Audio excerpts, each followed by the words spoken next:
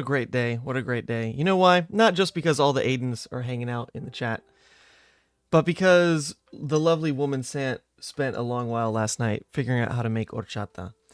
And if you've never had horchata, it is a fantastic combination of, I think it's like condensed milk, evaporated milk, some blended like rice, cinnamon, vanilla, and then it comes out looking kind of just like a milk with chunks in it, but it's very good. It's like a Mexican drink. Very bad for you, but damn, it's delicious. Damn, it's delicious. Morning, everyone. Stackswell says daily streams. You know it, brother. Look, this is the reality.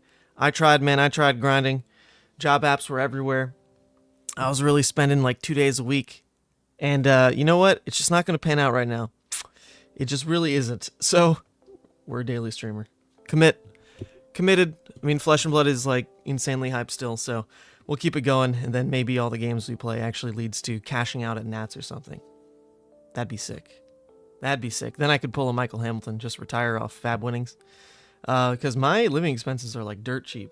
The benefit of living in the middle of nowhere, upstate New York, is there's really nothing to spend money on. So it's not expensive to just be alive. It's not bad. Not bad. Not everyone can say that. At least.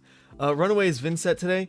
No, so actually slight change of plans on that. I know I posted on the Patreon the schedule is going to be some Vynnset gameplay today, but look, I tried to play that deck. I tried to play the Pummel Vynnset deck that the team's been working on, and I look like an absolute ape. So instead, once again in celebration of Levia's upcoming success at Calling Birmingham, because she's going to top 8, like it's just not a question.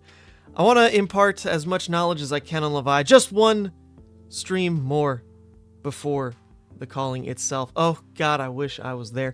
I have flight alerts set on my phone to notify me in case like the price was crazy cheap. Cheapest it got for me was like 800. So couldn't pull the trigger on that.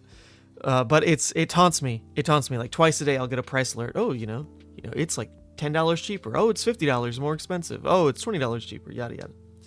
Yada yada. You're trying to protect my throat? Oh, for the hot chip challenge. Oh, yes. Oh, Matt, are you actually playing Levia? If you're playing Levia, she's going to just win. Not only are you good, you are lucky. And that's what you need. That's what you need for this hero. Can you please get a link to the Pummel Vynnset list? Yes. So, actually, let's just go over it. Look, news section for the day. So, the side projects I've been working on. Let's just go over this first. Side projects I've been working on.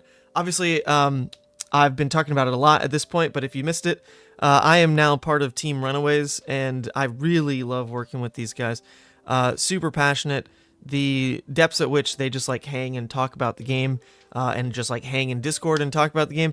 It's a really nice feeling to have people like so committed towards not just like getting better at Flesh and Blood, but because payoff is very much like within their means. I mean, Dan Rakowski, top forward at Worlds. There's Cody Williams, Yanji. Like there are Pat Eshke. Like there's big names on the team that have done really well. And so to learn from Sean Yang as well. I can't shout out everybody. There's a lot of people. Jesse Cannon, Lucas Oswald. There you go. Okay, fine. To learn from all those people, and know that just spending more time with them and testing with them is just very much increasing my chances of cashing out at a big event, rather than just living in that like top 32 range, which has been cool. That's a nice payday every now and again, but it's not life-changing money. To actually win something would be life-changing money, so that's what we're working on. Anyway, Runaways, super cool team. I helped them produce a video recently with Vynnset, the list that they actually played at the Battle Hardened Chicago. The story on the Vynnset is, unfortunately, one of our team members had to leave.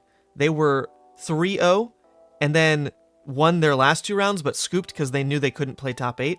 So they were on paper 3-2 before they had to leave, but in reality 5-0 before they had to leave.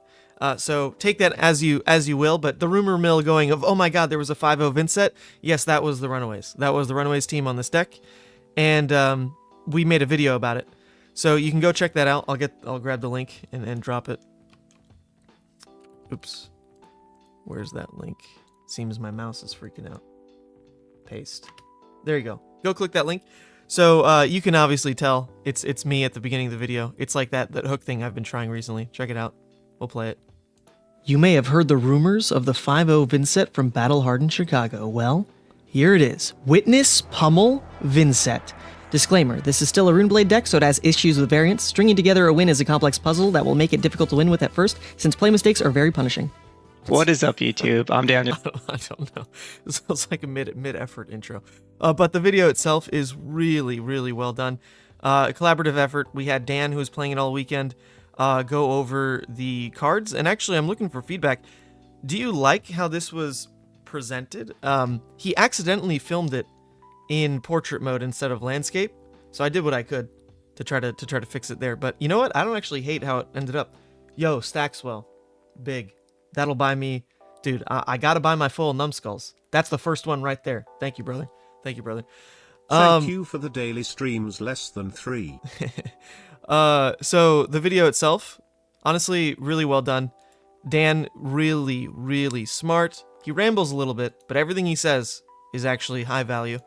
So he goes through the entire deck, and then Cody freaking nailed it, yo. Cody just, holy crap. I mean, he's got content experience working on the Hyperloops. That was oh god, I think they did like X-Wing content and maybe, was it like Destiny content? I'm not entirely sure what the Hyperloops are up to. But he's got some experience making content for those other games, and he went through some playlines with, I mean, literally like college professor level dictation and like pause and everything you could need to just follow along. Really well done. The playline section is so good. So even though it's a long video, it's like broken up into, you know, like 3 main sections: deck, sideboarding, and then like the playlines. So, you know, watch what parts you care about, but holy crap, this part was really well done. Numbskull number 2, let's go. Thank you, Barf and Flesh and Blood. So there it is. That's project number 1. Number 2. That's project number 1. Project number 2 that I was working on recently is coming out pretty soon. We've got the Instant Speed podcast, which you might have recognized under 983 Media. Flake, caster extraordinaire that you've seen all across Flesh and Blood projects. He has officially moved his Instant Speed podcast to its own channel, so help it grow. If you could, give it a sub, give it a listen and all that. The quality is still just as good as ever. And we did a video together. So this one's dropping like pretty much at noon. I feel like I rambled so much. Just, it's what I'm used to is just like talking to the camera. But you got to remember, in like these podcasts, it's talking to like a person, not just the camera. So Flake did a good job. I think he reined me in decently. But it was a fun time. Flake and I, we hung out for almost like 2 hours in total, apart from filming and then just talking. And I feel lucky I've been able to hang out with him more, because we've run into each other now more often than normal. I mean, I saw him at Cincy. We were rooming together. Saw him again at Chicago, and then we did this. And I really like the dude. So there you go. That's coming out soon. Just a podcast, but it's a good one.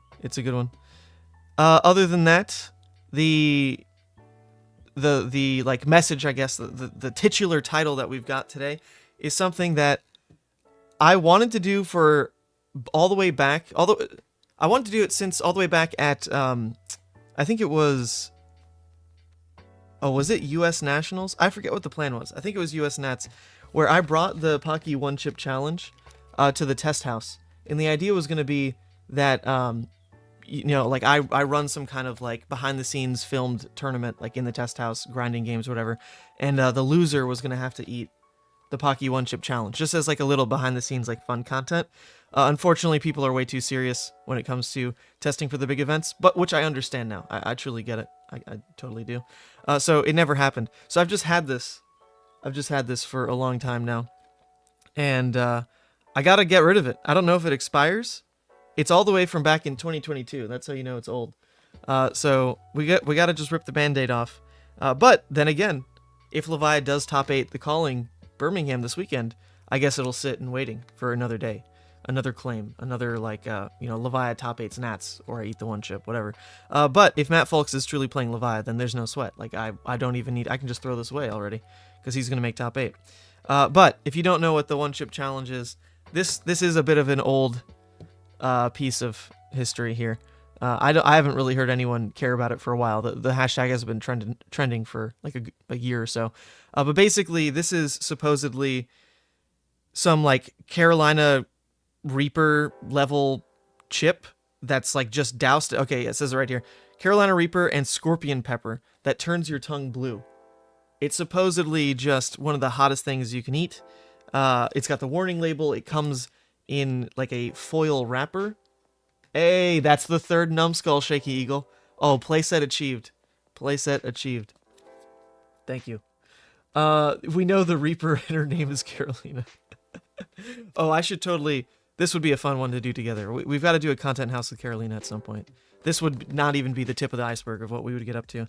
But yeah, so I mean, this thing's pretty serious. Like you cannot touch your face, whatever. But I actually am pretty into spicy foods. I mean, I grew up eating obviously a lot of Louisiana cuisine. It gets pretty spicy down there, but I would also go out of my way. A huge Tabasco fiend. Not like Tabasco is the hottest thing in the world, but my cousins and I would always kind of challenge each other with, you know, how hot could we go? Like what hot sauce could you cap at? And I wasn't the strongest in my cousin group. My cousin David is unbelievably talented when it comes to stomaching hot food. I'm pretty good. I'm not the best. So there you go. I will eat this on stream if Levi doesn't make top 8. Just because I need to get rid of it, you know? It's sitting in my desk. Anyway. Then we've got the Calling Birmingham. This kind of wraps up the news segment, but Calling Birmingham is happening this weekend. For anyone in the US, it's going to basically kick off like really early Saturday morning. Is that right? Because you figure what, they're like 5 hours off of us. If they start at noon, then like if you're on East Coast, you can probably start tuning in right when you wake up, even if it's crack of dawn at like 6 a.m. And that's a pretty cool timing because, yeah, you'll just wake up, stream will be on, and you won't have to like stay super late into the evening to really watch the whole day of events. It will be streamed. I don't know where the link is, and I would say it's on Push the Point, but I actually know it's not. It's the Push the Point team, but they're streaming it somewhere else. So I can't quite tell you where that link is. Maybe it's on the website somewhere. All right, they need to do better on the marketing here. It should be a lot easier to find the stream.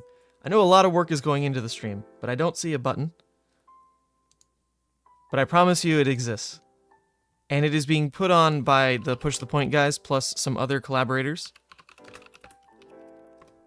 If you don't know Push the Point, that's a wonderful podcast out of the UK. With Hamish, with Dan Tripp. I forget Simon, his full name, but Simon. So I know Push the Point at least is collaborating with Baz the Bard. I don't know who else is involved off the top of my head, but Baz the Bard did a wonderful series that I was really enjoying all through the RTN season. Actually, don't know where the series was posted. Let's look for it for a second. It might have ended up on the Push the Point channel. Let's find it. I don't quite see it, but Baz was behind this really great series of kind of recapping the RTNs, and they were presented really well. Oh, here they are. Okay, they are on the channel. Check these out. I really enjoy these videos. I mean, I'm not even in the UK, but the way that these were presented and the graphics shown and all that made it so easy to follow. Shout out to Baz the Bard. These were like a highlight of my week. I wish if every like country had one of these going to just like tally up everything that was going on in RTN, Proco season, whatever it is, that'd be incredible to just kind of get a grasp of what the entire world is looking like in Flesh and Blood. But at least I deeply understood the UK. Not like it was relevant at all. But shout out. Baz did a great job there. I know he's involved in the stream. Stream, you found it? All right, Discreet, let me give you permission to post a link. I don't think Baseline, you've got permission. Let me give you permission.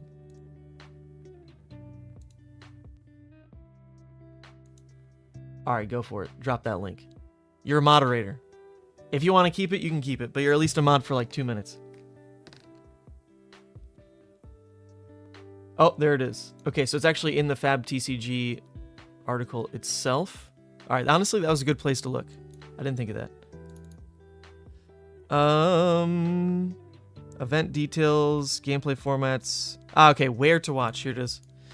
Tabletop 24 YouTube. Okay, so this is the channel. This is why I couldn't think of it top of mind. Do I know Tabletop 24? Yeah, I don't think I recognize what Tabletop 24 is. It looks like it's not really a Flesh and Blood channel. It's probably like the TO. The TO, maybe? But there you go. You can find the link there. They've already got it queued up.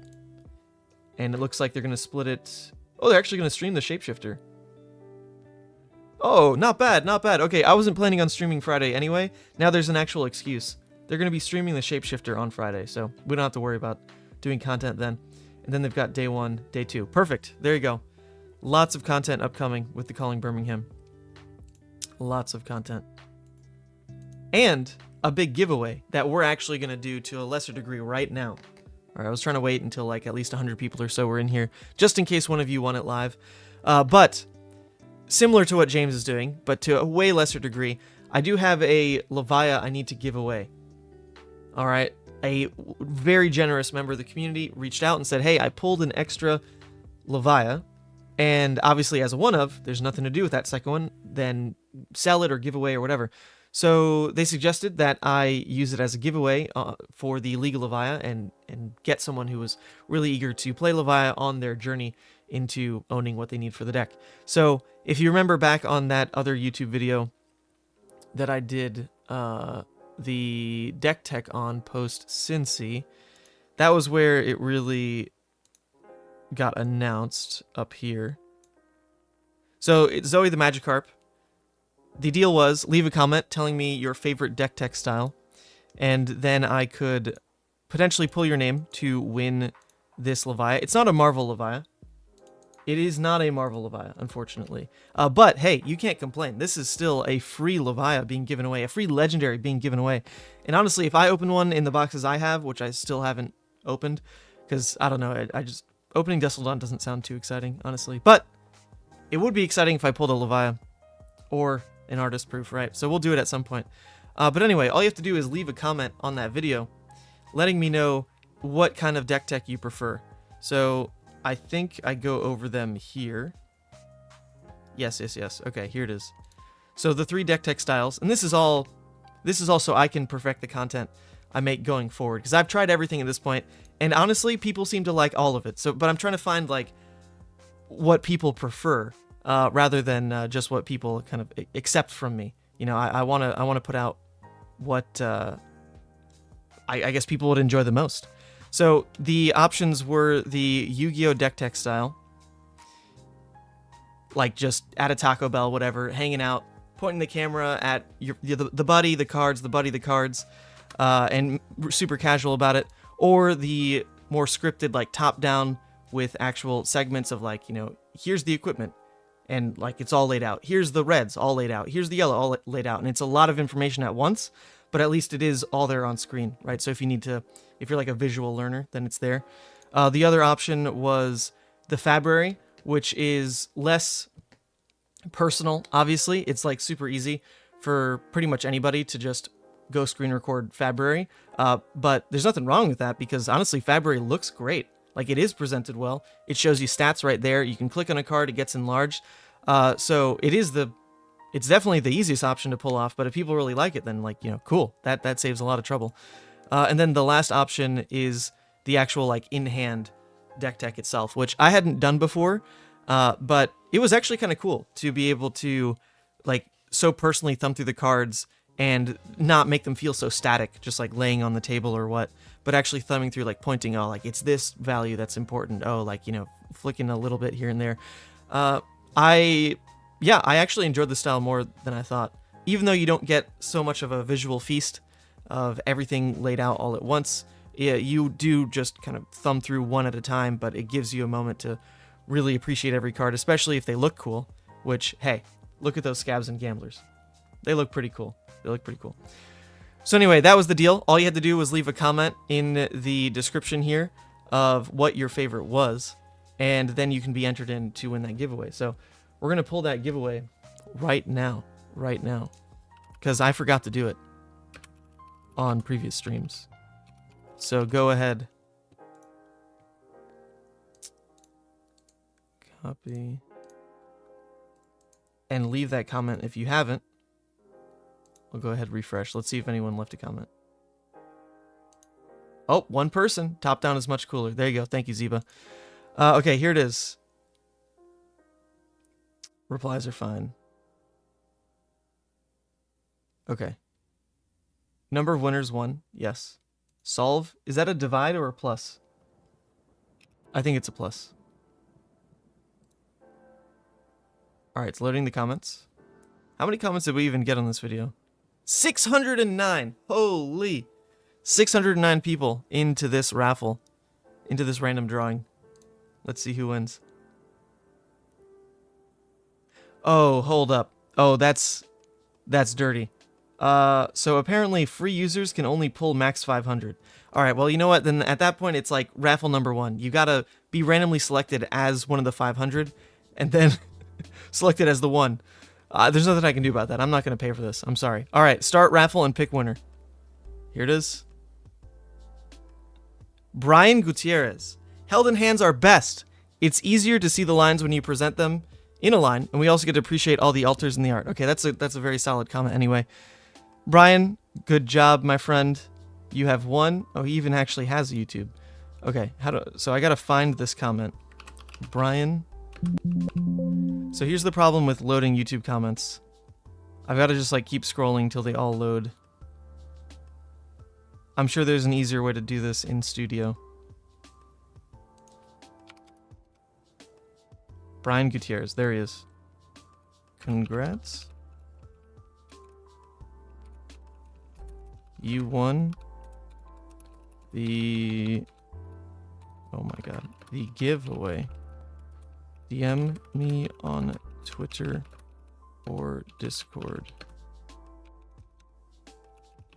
to receive the card. Alright, Twitter is at mansantfab. Discord is just mansant now.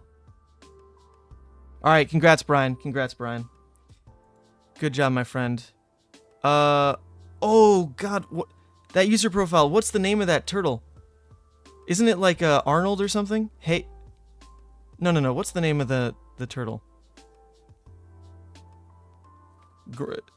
Green Turtle Kids. What was it, like a book or a show? Man, I've not seen that character in so long. I think it's a book. No. Franklin. That's it. Ah, Franklin Turtle. Thank you. Oh, man. Whoa, what a throwback. I have not even seen that guy in like probably, I don't know, 18 years. Crazy. All right, cool. Cool little discovery. Thank you, Brian. Lighten up my brain. Okay. There we go. That was the winner drawn. There is a similar giveaway going on at the Calling Birmingham. Where's TT Plays? I don't know what that means. Don't know.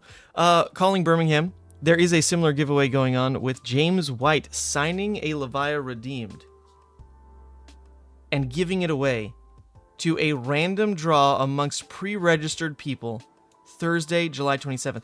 That is today, actually. That is today. So we will know. Oh, all right, look at that, James. We're so simpatico. Same deal. We did a Levia giveaway today. James is doing a Levia giveaway sometime today as well. Oh, wait, no. Never mind. I guess it's not announced today. It's by registering today. All right, false alarm. So if you register by today, then you can get entered to win. When it gets drawn, who knows? But that is so darn cool. Marvel Levia, signed by James White in his beautiful signature, which I never can quite figure exactly what this says. I think it's a J, right? You've got like the top line down, kind of like a 7. And then you figure that also looks like a W. So it could be like a J plus a W, or it could be just a W. Well, there's no way you can convince me he's actually spelling out James White in that flourish. Some people can get away with it. I don't think that's what's going on here. So let me know. Is it J plus W or is it just a W? I can't tell. Or is it a scribble and he's trolling us? And just damaging cards left and right. Anyway. It is JW? Okay. Alright, so here's the deal with Levia right now. I went back to the team and we discussed all the highs and the lows from the weekend. And guess what?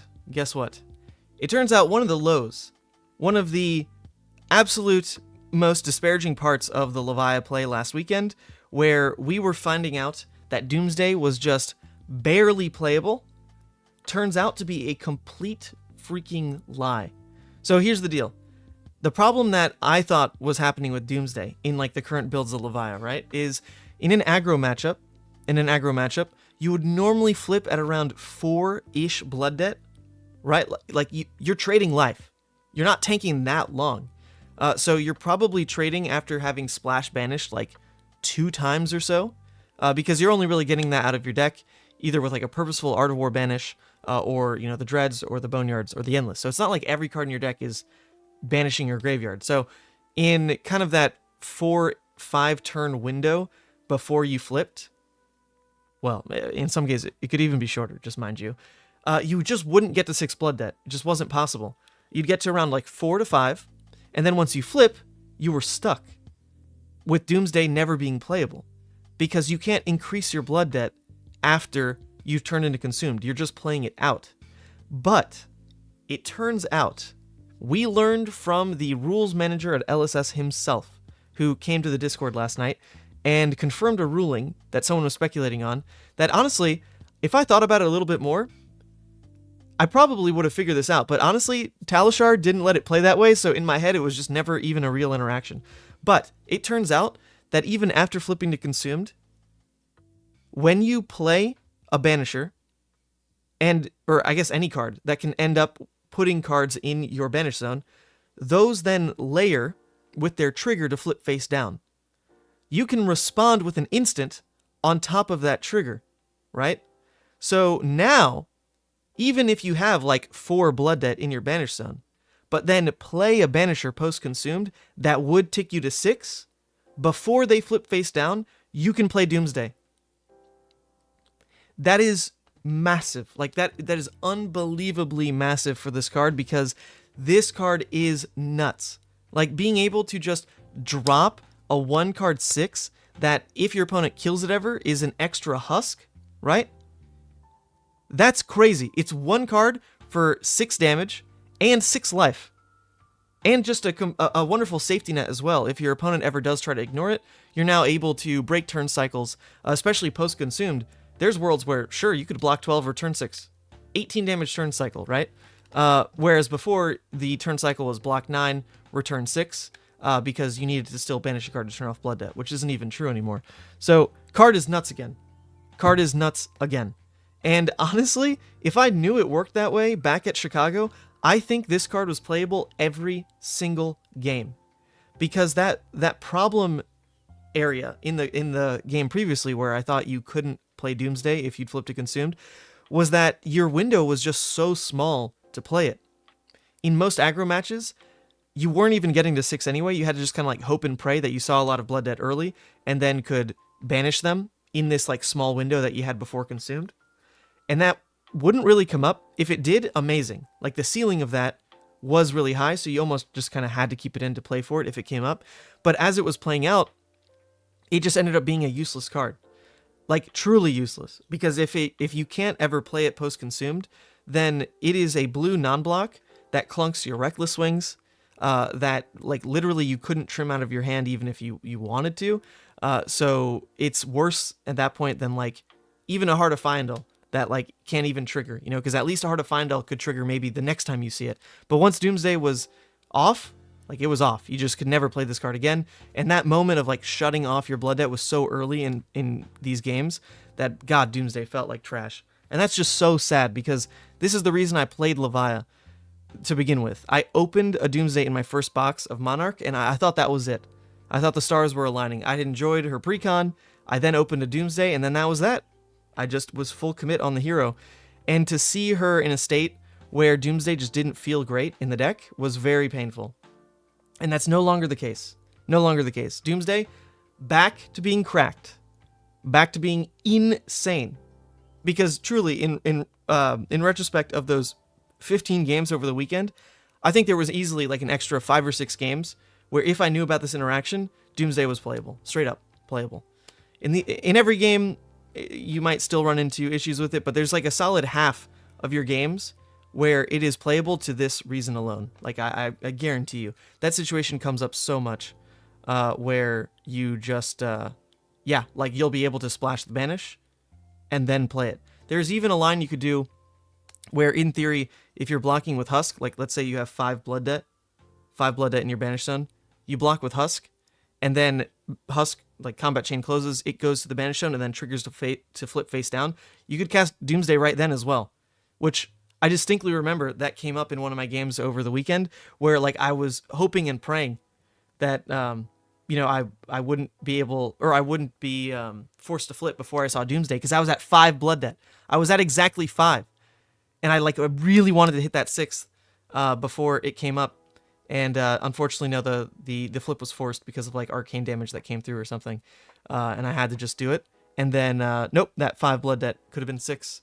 And there's a world there where even, well, this isn't a perfect scenario because you would think in theory I could just like block Husk, get to 6. So this wasn't the exact scenario, but there would still be worlds then where you could flip at 5 and then do that pivot turn of being able to still have Husk after your flip to make sure that you buy tempo into your first flip turn, and then still cast Doomsday on the Husk banish alone, which is really cool. That's a nice little interaction. Just tuned in. What changed about Doomsday? All right, to sum it up. Previously, I don't think it was known across the board, unless some people were doing it in secret, that you could play Doomsday as a response to the trigger to flip cards face down after Blasphemfet Levia consumed, right? Because Blasphemfet Levia consumed says whenever a card is put in your banish zone, turn it face down. That is a trigger, right? So when you banish your cards, all those triggers stack up, and any keywords that they have are still in effect, right? They still count as being in banish, they're just not face down yet. So if they have blood debt, then you are able to cast Doomsday as an instant on top of that layer before they flip face down. And that's a huge deal, because flipping in an aggro matchup normally meant that you weren't at 6 blood debt. You were at like 4 to 5. Always very close to Doomsday, but not quite at Doomsday. And now you can truly get to 4 or 5 and not consider Doomsday a dead card.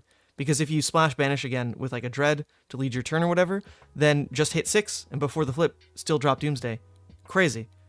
There's still going to be games where it doesn't do anything, but there are a huge window of games now where that interaction alone will make it playable. So that was confirmed by Joshua Scott, the rules and policy manager at LSS last night. He was in the League of Levi Discord and told everyone about that ruling, which truly, like on my end, I didn't know because of Talishar. Because of Talishar, I just assumed, it's like, I don't know, a replacement effect or something. Like, it's just, I don't have the window for it, so I just can't do it. But it turns out the window is there. I don't know if it'll work on Talishar still. But in person, yes, you have that window. You have that window. So there you go. Card's very good. In other exploration of Levia, in trying to fix some of the problems that were coming up with the deck, namely, it was the clumping of non-block hands. So there were like 3 main problems with the deck post Chicago. The clumping of non-blocks is still just a freaking nightmare for the deck. Especially because you want to protect that flip threshold with consumed.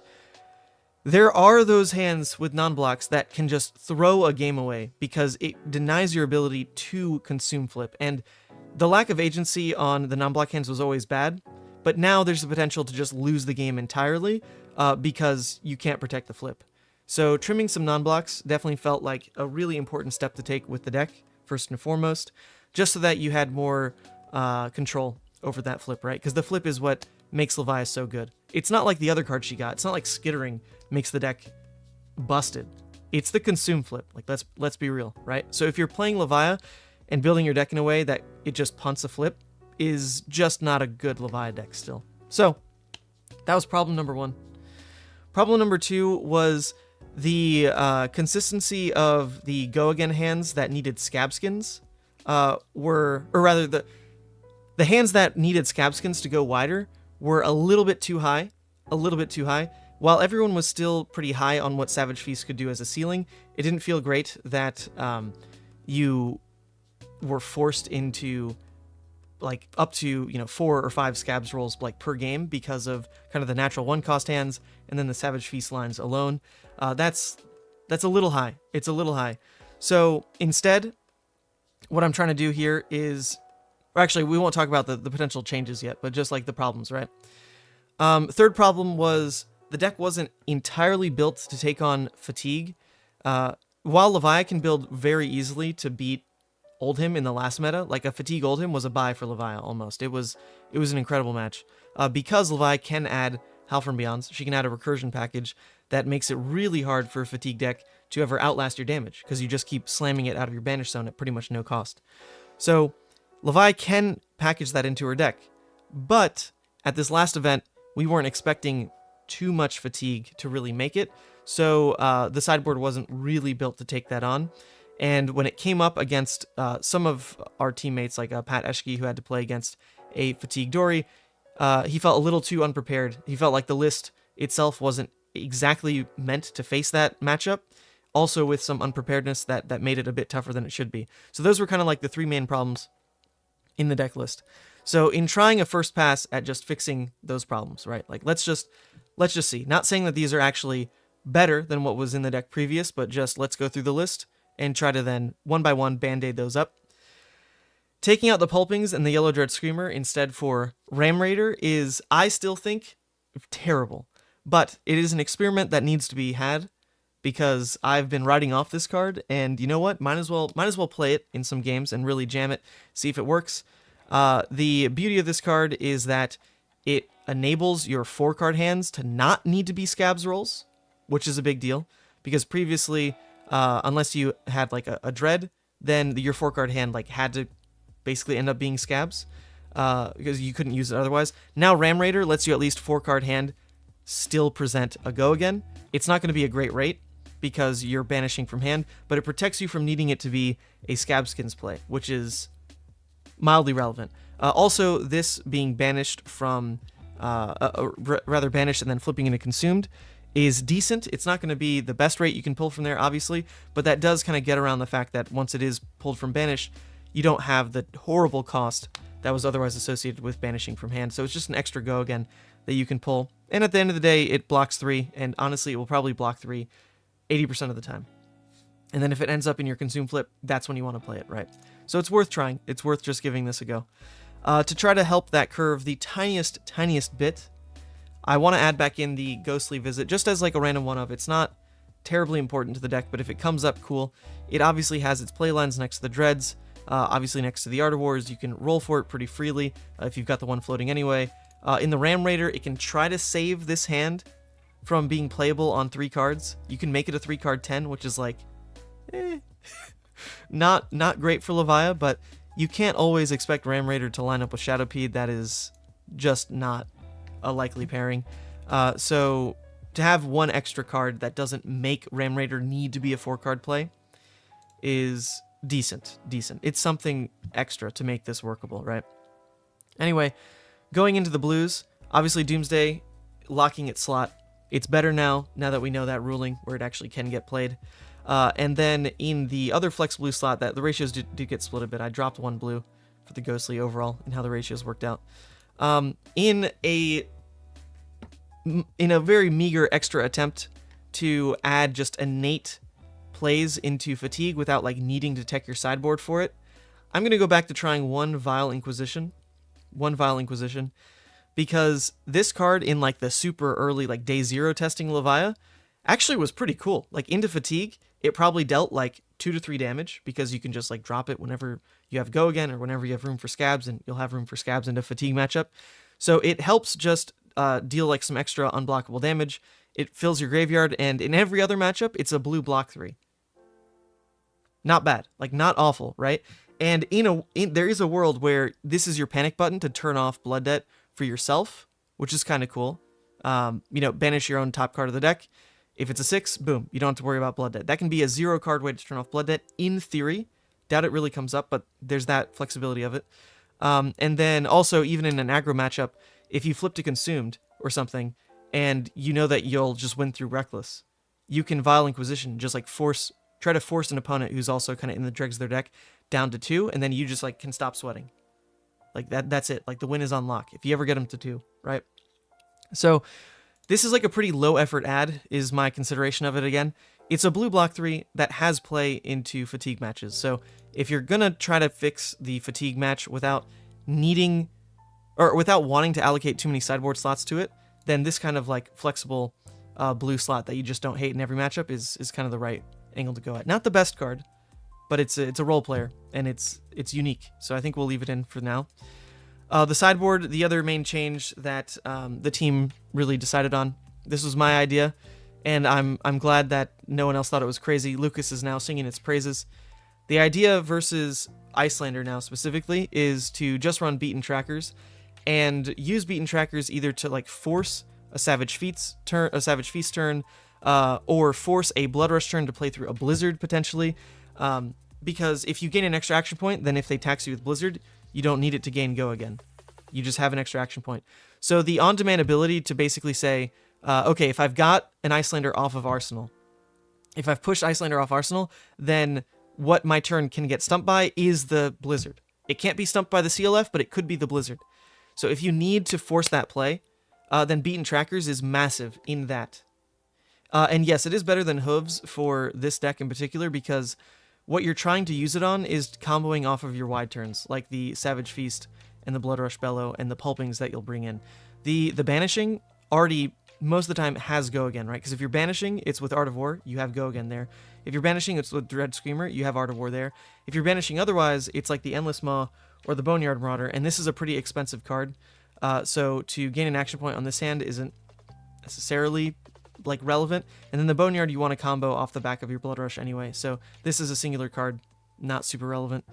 So that's really why it matters more on the discard, because you want to be able to have the option, like I mentioned, they're off Arsenal, I'm making a Blood Rush turn, I'm ignoring Blizzard, and I'm going to kill them, and then there you go, just pop off, right?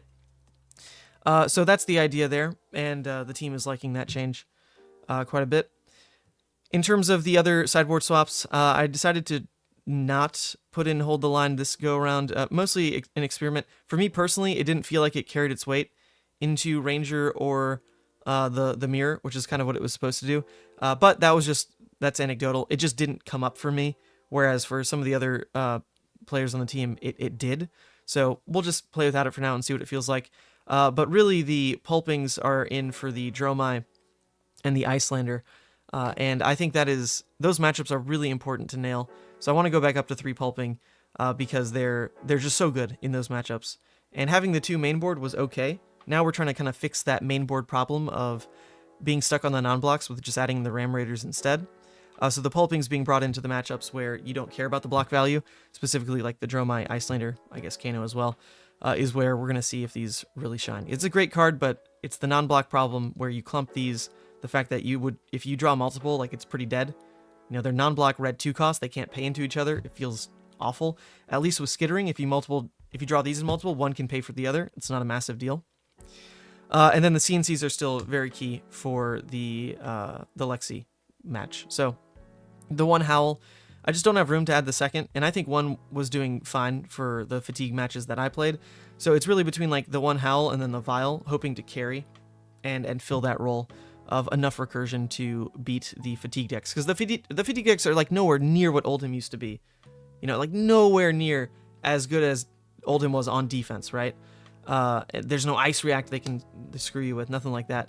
So just the minor addition of like the one Howl for enough value there, the one Vile Inquisition is probably enough. You don't need like the full loop of the double Howl or like the Unworldlies and Deep Rooted Evil that you kind of needed to make the Oldhim matchup a buy, because they were just so much tankier than the fatigue decks we'd see now. So that's the idea. We're going to give these changes a go. Give them a go on Talishar, and hopefully find like a decent balance here. The one thing we're giving up, obviously, is the Yellow Dread, which I really like the Yellow Dread, but I also had hands where the Yellow Dread specifically was what screwed my turn.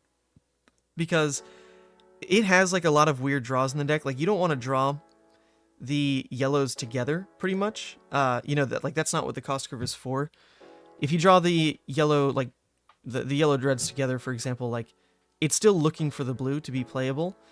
So it had some awkward moments, like especially next to like the Art of Wars and Blood Rush, where it was just like another yellow that could clump awkwardly. When you saw it next to the blue in the one cost, like the card was fantastic. It was, but I just want to try without it and see if I miss it more than anything. But it's likely one or two go back in the deck over the Ram Raider in the end, but you know, this is for experimenting. Experimenting's sake. Paste. Alright, this is probably the Pummel Vynnset that we released the video for, you know? Probably. Alright, against the Vynnset, especially against Pummel, Scowling Fleshbag is pretty strong. I want to take the Null Rune, though, just to be able to shut down an entire turn. Into the Vynnset, the Howl is likely a little bit better than the Ghostly, because I'm not going to be rolling without Gamblers for, like, just Ghostly value. It would only really come up on the Ram Raider play, but you know what? Screw it. We're going to give up that cost curve and submit deck. Call it good. Call it good. I cannot go to the UK, my friend. There's no way. No freaking way I could make my way to the UK. Alright, so I just can't afford it. That's the deal. I would love to otherwise. Nothing against the UK. Alright, so there's a potential that we get 2 Graveyard Fill popping off here, which would be great, but the worst case scenario would be we discard Mark of the Beast and they have a Reduced to Rune Chant. If that happens, pretty big punish. We're only filling the graveyard with 1. We'd be racking up our blood debt, but on the upside it would mean the Graveling is the card in Arsenal versus the Mark of the Beast, which is like a relatively weaker Arsenal. The Reduced to Rune Chants kind of enable their turn, but I'm going to still take the risk, honestly. I'm still taking the risk. We're going to do this. Alright. So in theory, if they don't have the Reckless, or the Reduced to Rune Chant, then this is best case for our hand. Not bad. The Graveyard Fill is what lets our next turn be any kind of aggressive. So even if they have the Reduce, which they might here, yep, they're paying into it, we need the Graveyard Fill now to make sure our next hand could be playable. Because if we don't fill the graveyard at all, there's no way that we can end up with 3 cards in graveyard and a play. And into Vynnset, pressure is pretty decent. You know, you want to push them down so that they are forced to block, obviously. And that way, their small hands just don't function. And that's really how you beat them. Yeah, so exactly. With the 2 cards here, we would have had the option, if this was not a Blood Rush, to block with this card and then launch the Graveling Growling play. Or rather, the Dread Graveling play. So that's what 2 cards in graveyard does for the deck. They're going to play the Widespread out, which is going to get rid of the Mark of the Beast. I don't super mind. You know, that does something a little funky, where it almost makes me want to burn Scowling just for the 3 cards in graveyard. Ooh. That can't be a good play. But if the arsenal is going to be clear anyway, then there's a world where just playing the Dread hand out and then arsenaling the Blood Rush would feel pretty good. Because otherwise we're just going to slam a 4-card Blood Rush, which with these cards in hand is potentially clunky. You know, if we discard the Dread and then only have the Graveling won't necessarily be playable, and then it's just a red pitch on a Blood Rush turn, which is not good. If we discard the Graveling and end up with Dread, it's super unlikely that the Dread really gets full value there. Because we'd be looking at drawing, at that point, like another blue and a red at least, to just Claw Dread. So it would waste the go again on this. I don't actually hate this at all. I don't hate this at all. Let's just Scowling, get the 3 cards in graveyard, launch the Dread play into Arsenal Blood Rush. If it is a Pummel, there is a punish there, but the reality would just be, I guess we lose the Blood Rush. I think we can still win without it. This could also mess up if they were trying to pummel. So let's hope. Let's hope. Okay. It is red pummel.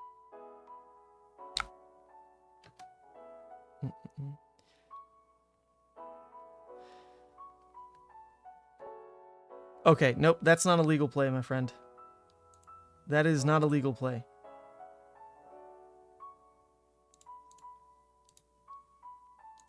You can't play that face down. Just FYI. Okay, so we did hit the worst possible scowling banish there, because this one... Okay, yeah, just undo it, buddy. It's fine. Because this one was not relevant at all to what they were trying to do. If we hit the red pummel or the blue pummel, then this play actually works. So, unfortunate. We lost the 66% chance to stop this turn with the scowling. That's okay. I don't know if I can really give up the blood rush in full conscience, but or in good conscience, but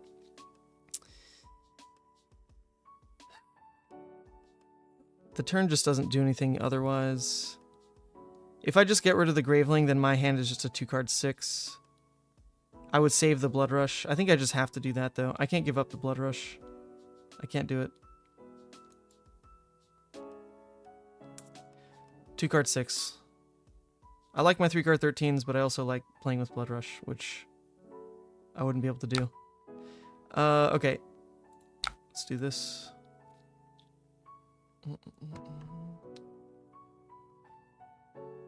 Bro, you're gonna eat a Paqui? You should get a bag of the haunted ghost pepper. Your mouth will thank you. Wait, you're saying my mouth will thank me instead of eating the Paqui chip? Or that's so much less powerful than the Paqui chip? That I'll need it post Paqui or something. I mean, I'm only eating the Paqui chip if Matthew Fulks doesn't make top 8 at Calling Birmingham with Levia, which he obviously will. So not super worried about it. All right, losing the 66%, like, definitely sucks. This turn could have been so much better.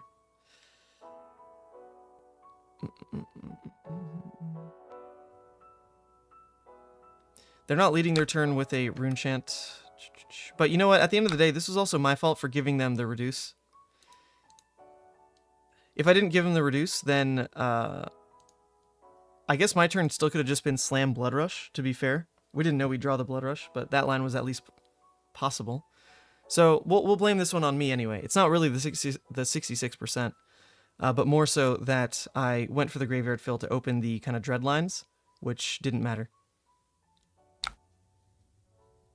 Alright, so they're playing this from hand. Yes. Well, that's pretty annoying. Only one rune chant. But I don't want to give up the blood rush. I'm going to pitch this in because I want to block with the dreads instead.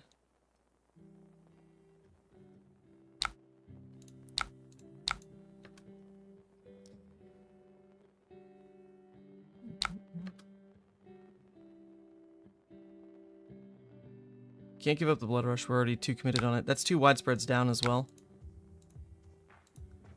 Hand's pretty weak. Just return claw, take 2. But we'll get there. We just need the one good blood rush turn. And then that'll catapult the game.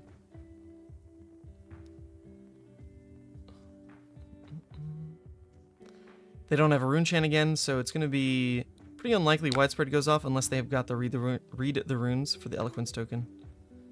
Which, hey, they might have it. Good hand for the blood rush. We do want to try to keep this. Matt Folks confirmed on Levia. Yes indeed. If you're good with spicy food, the 1-chip challenge is pretty tame. Okay, yeah, so I shouldn't be too scared then. Honestly, not too scared anyway. I got this wonderful horchata to calm my tongue anyway. Well, that's if it lasts the weekend. There's no way. I'm drinking it all, 100%. Before, I guess it would be like Monday's stream for the 1-chip. But yeah, I do like spicy food, so I don't think it'll be too bad for me.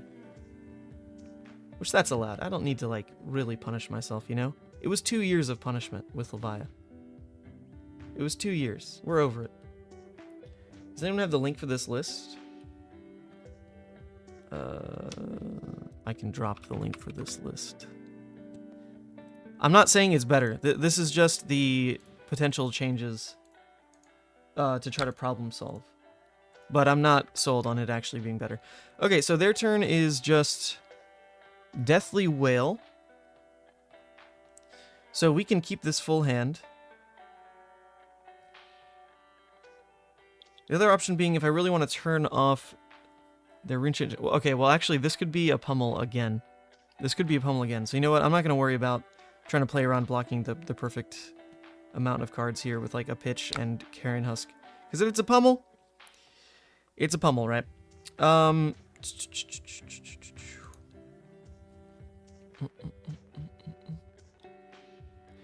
I can still pretend that I'm protecting some HP. Just block with like the Wrecker. If they don't pummel, then I can burn the barraging, and it's fine. If they do pummel, I can just discard the Soul Harvest, make my 3-card Blood Rush play happen.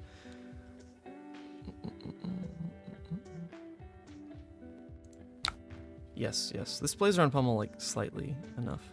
Because I can burn this at worst case.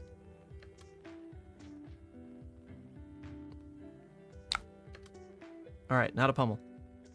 Do they creepers then? What are all these cards for? Nope, okay. So now we burn the barraging. One of the beauties of barraging on these Blood Rush hands. Let's not take too much damage, please. We took 2. Okay, not too bad. Let's draw some resources, please. That'll do. That is the 3-card 18. 3-card 18 plus new arsenal. I'll take it. I'll take it. We're back in the game. Back in the game. Oh, I love the 3-card 18s. They're so good. It's like my favorite part of playing Levia. No. My favorite part of playing Levia is Doomsday. Let's not forget. My favorite part is Doomsday.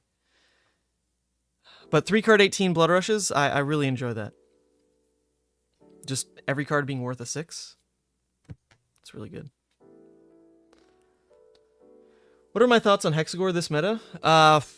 God, I don't see how you win against any kind of competitive field.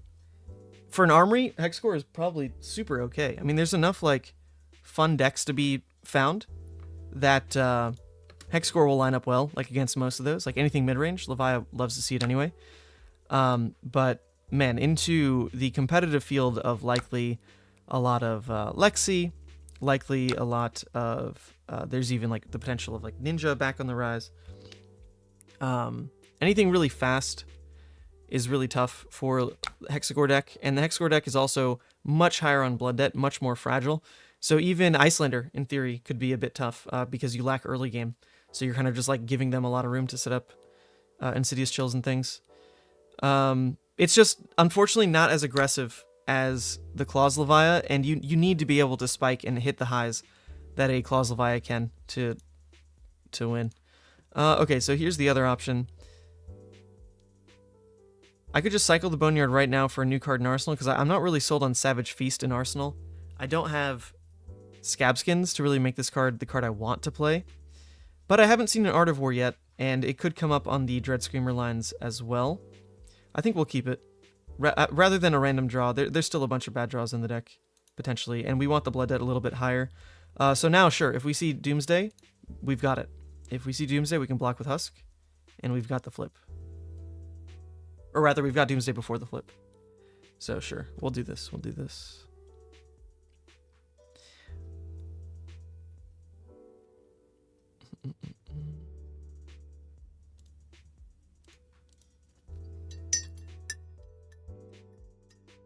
Alright, they're giving up their Husk now. Sure.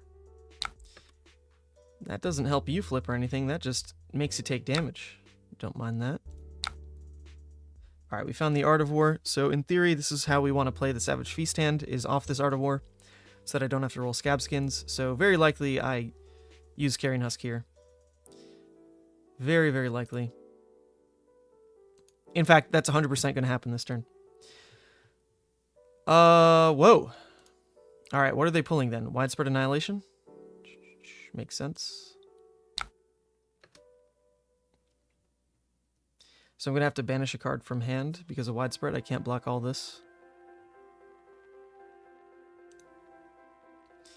Yep, can't block it all, so we're going to end up banishing. Just make sure we do this right. This is giving it +3, so it's coming in for 9.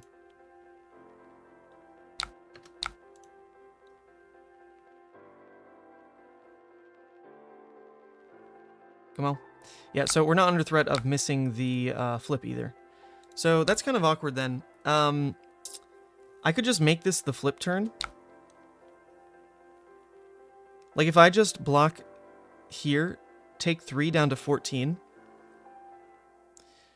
I make this the flip turn. But what is my turn? My turn to make it the flip turn would just be, like I say, Art of War, pitch here, and just say like +1 go again. And then my turn is just Savage Feast. Yeah, that's actually fine, right? That's fine. That should work. I don't need to turn off Blood Debt. We just do this. I go to 14. I banish the... Actually, I think I don't want either one of these in Blood Debt. So I'm going to banish the Barraging Beatdown. And then my turn, just play the Art of War pitching here and say +1 go again. And then play the Savage Feast. That will discard the Graveling and kind of unlock... I mean, hey, if I draw blue, then 2 Claw Swings into the flip. Seems pretty good. Seems pretty good. Just making sure they can't do anything else cheeky. This doesn't deal a damage. So that's it. I'm going to take 3 down to 14. Seems decent. Seems decent.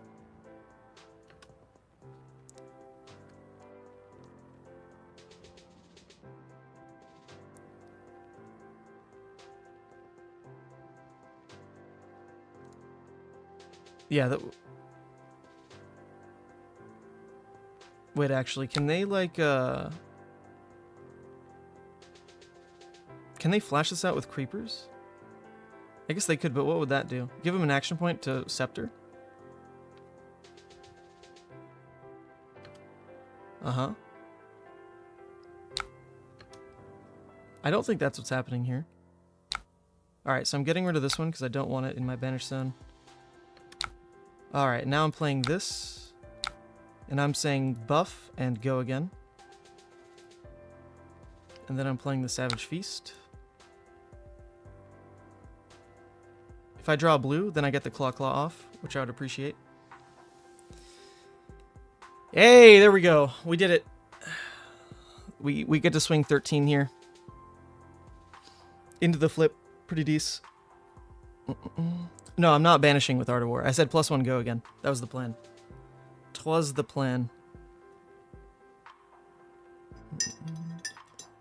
Initially, I wanted to banish on that turn, but what they were presenting was going to be... I mean, it forced the flip, right? So, force the flip, and the fact that we can control it right at 14, beautiful. Waste no HP. And wasting HP against the Ring Blades always feels bad, so glad that didn't happen. Although I guess we took 2 Blood Debt on, like, that turn 2. So a little HP wasted, but they're doing the same thing. They're sitting on these for a couple turns now. They don't run Sigil of Suffering. They do not. Come on, Pat. Don't jinx it like that. They run Reduce to Runechant, not Sigil. There's no way. I'm not going to play around it. They run the Reduces. There you go. There you go. Come on. Calm your expectations.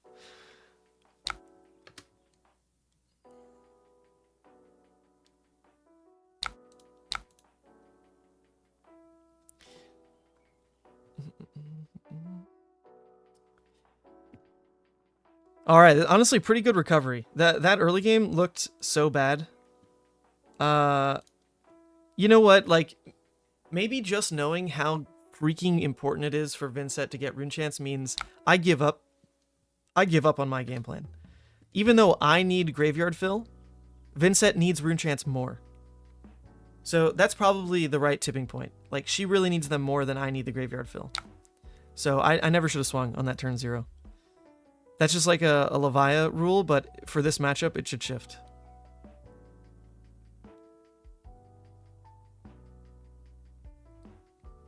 Look at this. Oh, beautiful turn. Beautiful turn. Do I want to flip into Blaz... Oh, we've got go again, actually. Let's see. Let's get the 1 out of the way. All right, the 1 is out of the way. We are clear to roll Scabs later. We are clear. We're good. We banished... Okay. In terms of what we've got here, we've got the Red Dread, we've got the Red Dread. Oh, see... Okay, remember that turn where I pitched the swing big and then blocked with a Red Dread and an Endless Maw? This is why. This is why. To be able to hit those in graveyard now, we've got guaranteed 3 power turns of Blood Debt cards here. These ones are like pretty mid, but like 3 power turns, right? Okay, what is happening now? It is a Deathly Delight.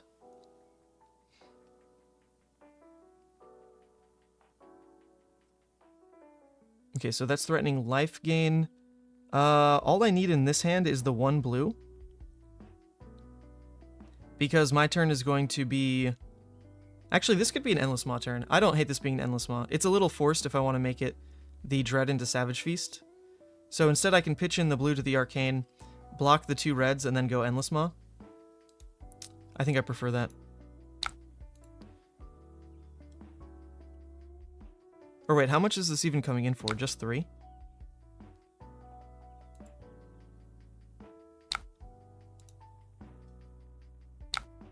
Oh man, okay, if it's just 3, then I get to keep a card in Arsenal. I thought for whatever reason this was 5, but it's the blue. It's the blue, not the red. Interesting. In that case, is it worth just taking the 3? They're going to go up to 16, but then down to 14. I think I'll keep the Dread play then.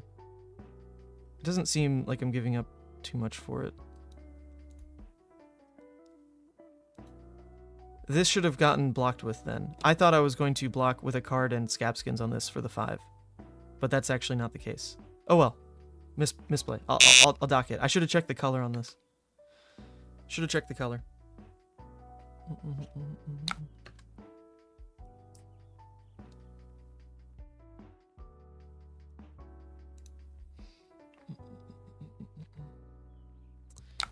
Okay, now we get to call forth the Dread Screamer.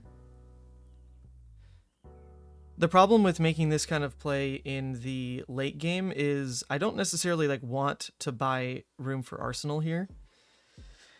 It's not really worth it. Like right now I just want to keep slamming them with above rate plays, and then when they have to stumble, I will get free Arsenal anyway. Because now I'm like taking damage for Arsenal, which I don't enjoy in this phase of the game. But it was kind of forced because of the Savage Feast, like it needs the discard target, right? So, all right, this in Arsenal is pretty good though. Not going to complain too much about that. That lets me keep a 1-card hand for Dread into Boneyard. Okay, that's pretty good. That's pretty good payoff. Pretty good payoff. I doubt we actually die from 10 here. They have no rune chance, right? Seem to be in a pretty decent spot.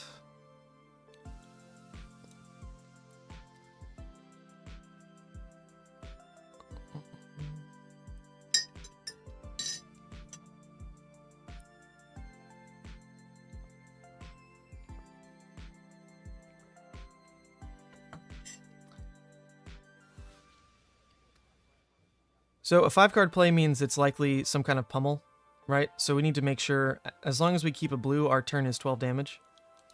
So that's all we really need to care about next turn. Obviously, if we just don't draw the blue, there's a huge problem. Huge problem.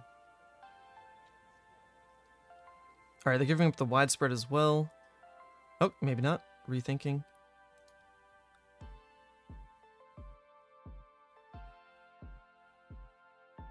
Wow, this straight costs 3. So they're probably trying to play this out, is why they're keeping the hand. Maybe it's not a pummel. They can't let this sit, right? So they're trying to find room to just spend a blue on it. They're creepers for a tome? Oh, hell yeah, this is the chain play. Look at that, opponent. Beautiful. The chain play, but they turned off their skull cap from blocking. Full value. Funny. Okay, we banished another Art of War. Cool. Okay, so we got the blue. Protect the blue. Name of the game is Protect That Blue. Protect that blue. It's all we need. Oops, that's the wrong thing to look at. It is impossible to miss on the Dread as well, so like literally no fear there.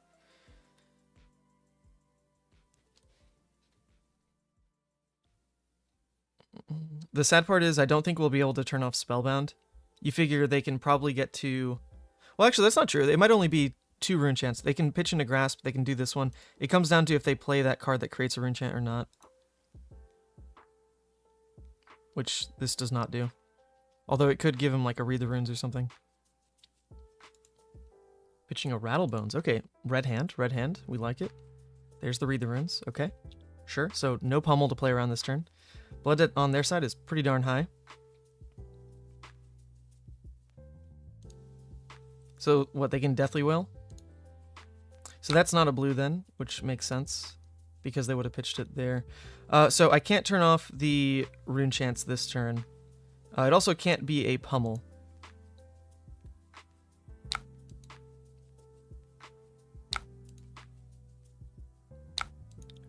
So I'm pretty free to just reset Arsenal again, or rather throw the Graveling instead of the Boneyard. So I can do this to present 13 is pretty much what's happening. It also gives me flexibility, like at the worst, if I guess they could pay for creepers. No, they can't. This costs 3. Yeah, so they can't even like cheat in. No, there's nothing they can do. That's an Arsenal card. Nothing they can do.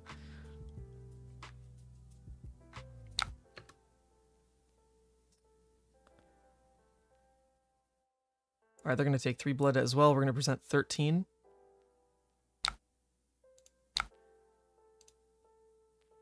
Here it comes. If they didn't block with the blue, they could have pitched a Putrid and triggered Vin to make 2 chance. Because they could have paid 1 themselves, which at the end of the day is like the same as taking the blood debt, right? So that's probably worth it on their side. I agree. These damn reduces.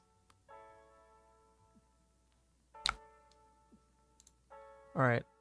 This... They can't just block with armor, and they'd probably be dead to blood debt anyway if they did that, so this should take another real card out of them.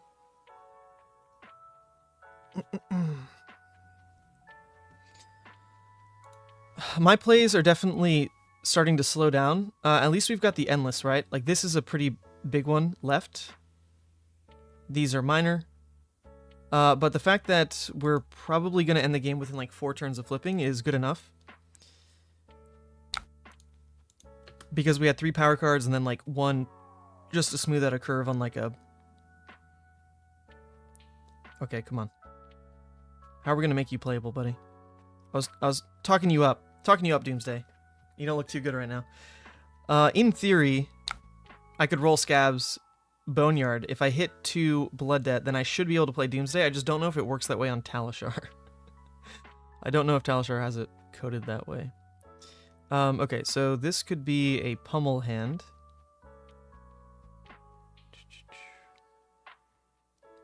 Could be a pummel hand. They blocked with creepers already, so blocking the Rune Chance doesn't super matter. I want to keep the blue for the Endless Maw. So everything else can go. In that case... If it is red pummel, I would, in theory, die, so I can overblock with Scabs. So that doesn't happen, basically. Overblock with Scabs so that doesn't happen. Be ready to discard the Howl. Seems right.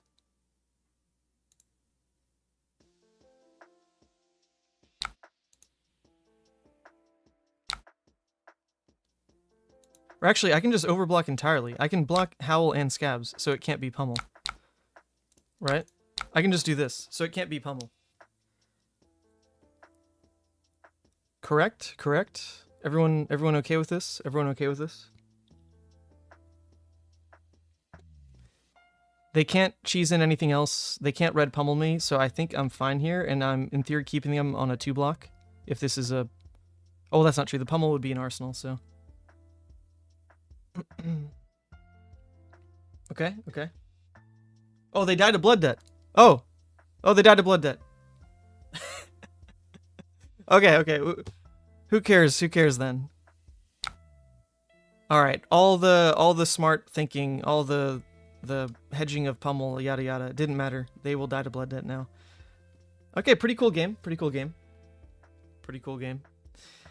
Interesting that we clawed that back. I felt like the first 2 turns were just utter garbage, and it was my fault. But there you go. That's a win. Win for Levia. that consume flip was like obviously key. I mean, flipping right at 14, the Banish Zone in the way it was, stacked up with the double red Dread Screamer, but you know, just note that was something we set up. In the early game, instead of arsenaling Dread Screamers like you almost had to in the past, where it was like, oh my god, if I block with this card, I don't see any value in it. You can change that now. You can legitimately block it on a small graveyard and pretty much guarantee that it ends up being playable off consumed. So we did do that. No problem. GG's. We did do that intentionally. Okay. Oh, I actually want practice against Azalea.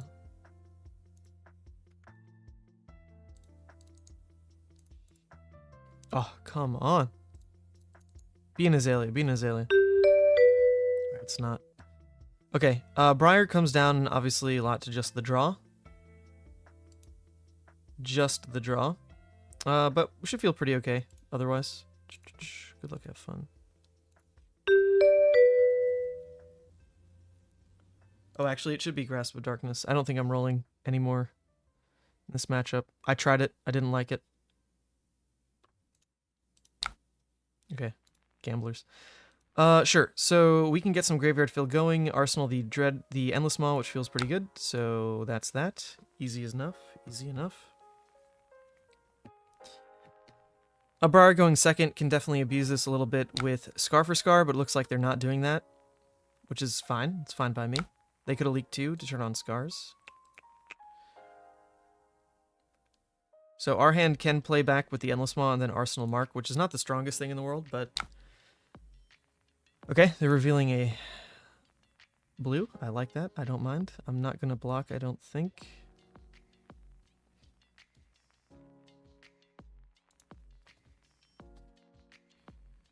The difference would be, how do I think their hand will play? If they had a non-attack, they were likely going to play it first, because it would have been some kind of buff, like a Bramble or an Earthlore.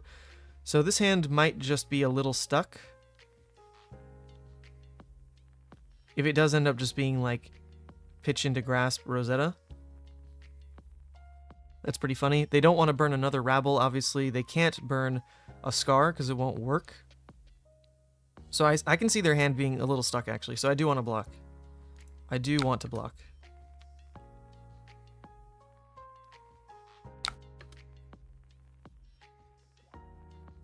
It also turns off their embodiment, in theory.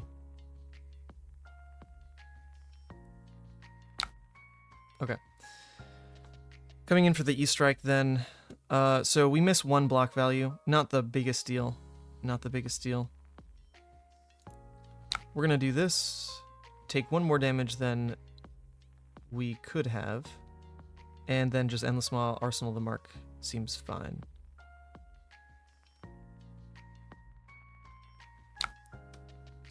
Mark isn't super strong, but because we actually did take Gamblers, we're going to look for it on that kind of hand. And also, if we don't end up with like playables in the graveyard, because the opponent decides to block out or something, then Mark saves us a turn, basically. Arsenal.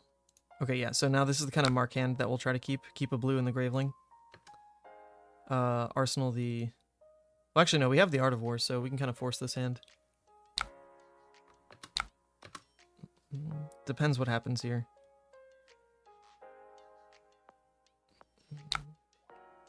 Here comes a Coax with Go again.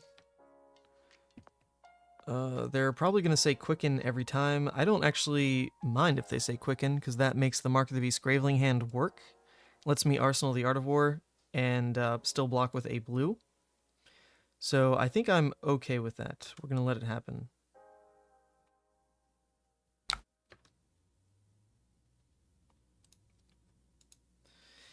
It's not a CMH turn, so the scaling on a Quicken is probably just 4, if they give it to me. Which they don't. Which they don't. It was really just a fish for the embodiment, I guess, making Swarming a 4. Okay, I mean, same deal.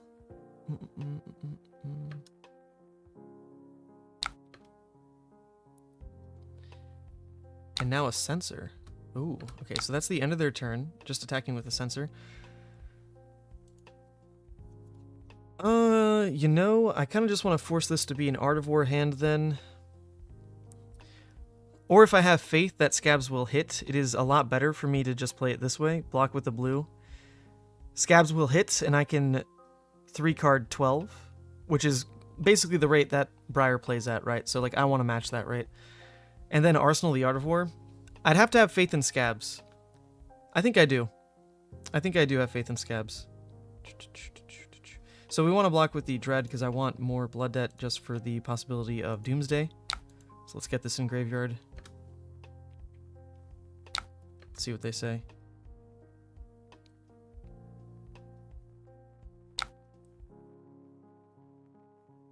Art of War was chosen. Okay, thank you, Stream Sniper. That's fine, though. We're not playing the Art of War in this hand. We're going to hit Scabs.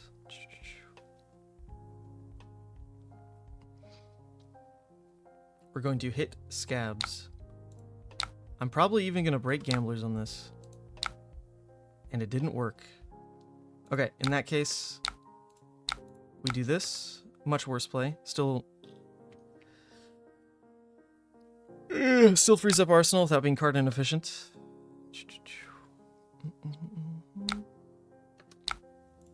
There we go. We have another Endless Maw now, so we can block 6. We can block 6.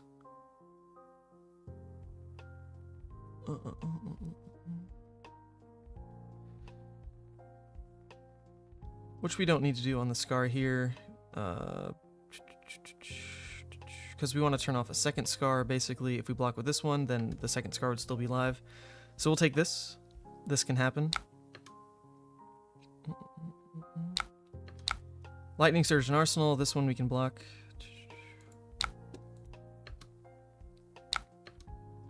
Try to get full value on these blocks.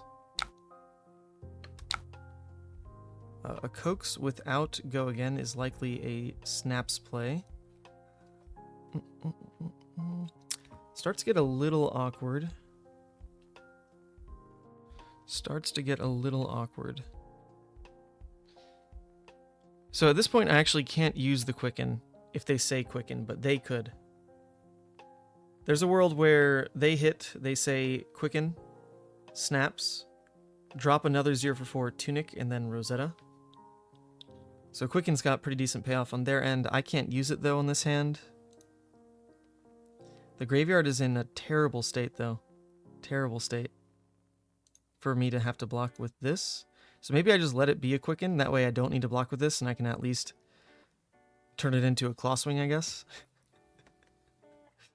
Ooh, that graveyard. That graveyard.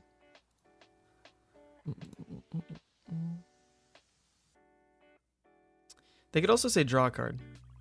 They might get greedy with it. If they are then able to turn on Rosetta,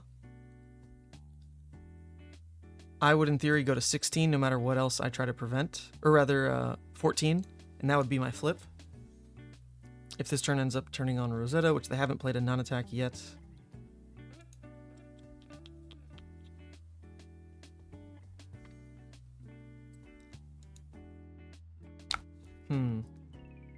That's tough. It's like, do I believe in the graveyard hit or not?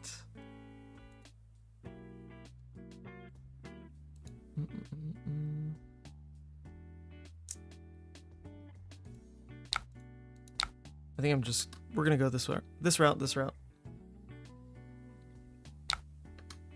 If that's the end of their turn, cool. We're gonna fish on this Endless Maw. For the love of God, hit Endless Maw. Okay, it did not hit. We lose this game. We lose this game. We're not flipping, and we're taking 5 damage. So that's that. We had 2 hits, 4 misses. Nice.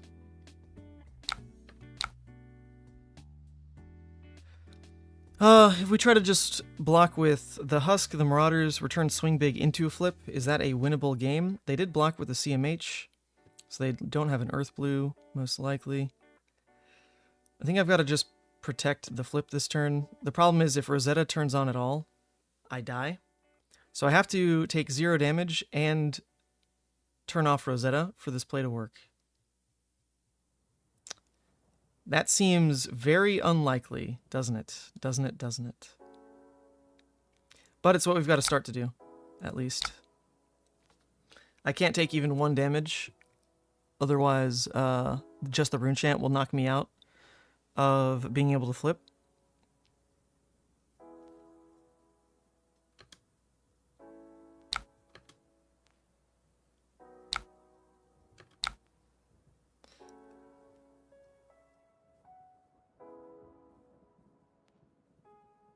Interesting. I think I have to Scowling here then. If I do this, their turn is just Rosetta for 2. I'll have to block with Swing Big.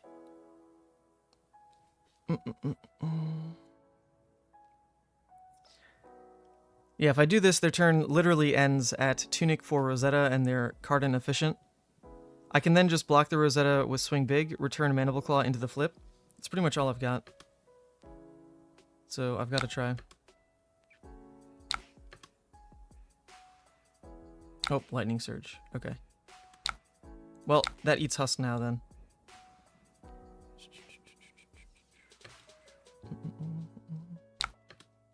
Still not activating Rosetta, which is nice, so I just block this. We still get a flip off. Now there's 0 armor. They were card efficient with that being a Gogan attack. But, I mean, the game was pretty much over on the Endless Maw flip. That was a 8-point difference. 8-point difference.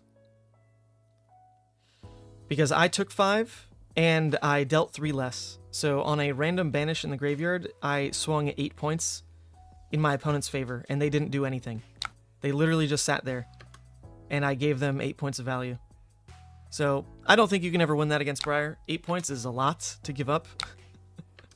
a lot. But at least we did predict the flip.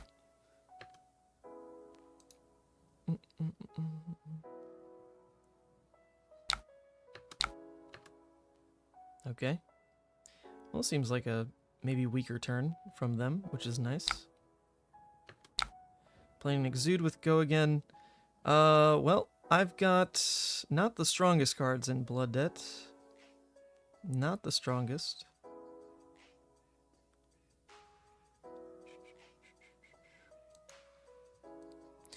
They obviously follow this up with Rosetta as well. If they pump it one more time. Which they likely would do, right? Because they're going to draw off Ponder. I can't fully block anyway.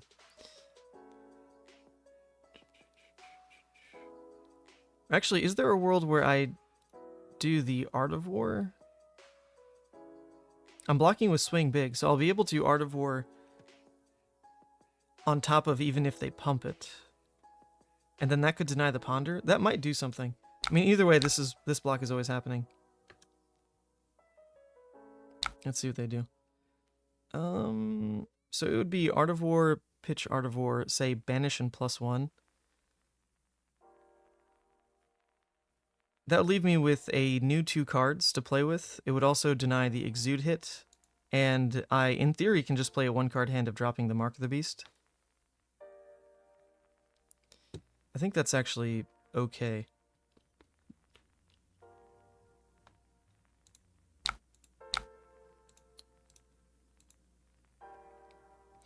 We need to rely on Briar punting, which is possible.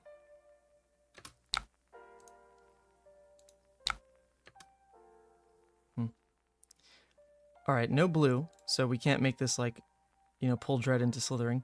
But we can at least make this a Mark the Beast turn. But I have to eat whatever the next attack is here. So if it's a real attack and not just Rosetta, definitely sucks.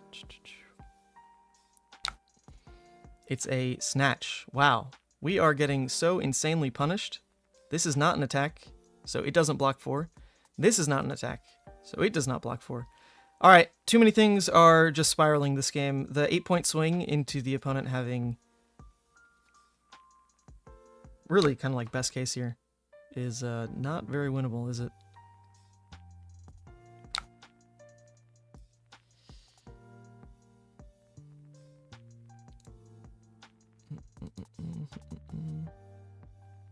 Is there any world where I actually win on the next hand because they straight brick? If that's the case, I mean, they are Briar. It is possible. They just don't draw attacks, right? Then I need my turn to be playing out I guess, like the slithering, pitching the slithering into slithering, and then arseling the blood rush, and that's how I win. That'd be the only world. The only world where I win.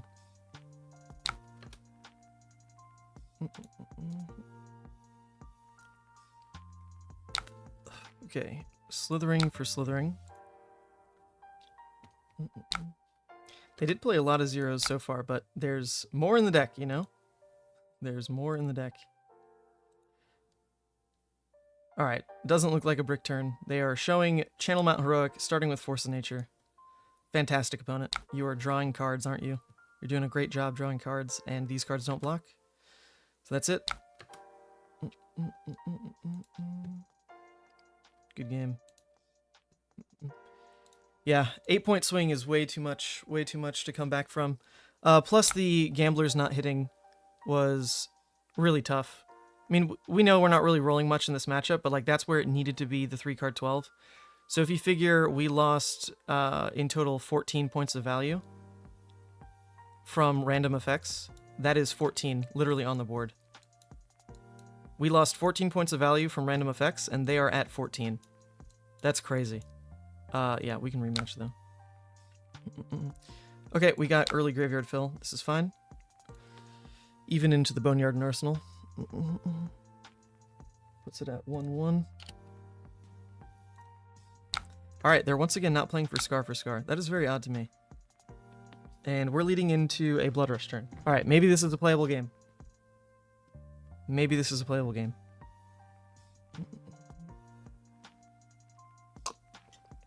Oh shoot, quick rematch has no Levia. Oh, this is true. No Levia. There's no Levia in quick rematch.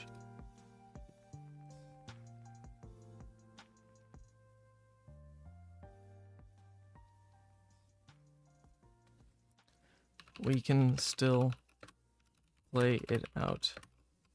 Just FYI. Okay. Okay, that's fine. I was down to play. That hand was good.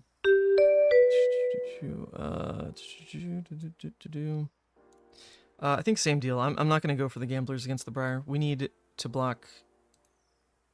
We need to block. And if we need to get lucky, we need to get lucky. But more importantly, we need to block. Here we go. Did we see any Scar? Yeah, they were playing out Scar for Scars. That did happen. Okay, so we've got pretty easy early game of fill graveyard with slithering, play out swing big turn 2, and then probably get a Dread Screamer turn off. So that'll be how we set up this hand. Arsenal Dread, next turn look to just play swing big, then play a Dread hand. It's kind of our first 3 turns already. Could slightly change as well. Alright, now they're taking damage for Scar for Scar. Arsenal.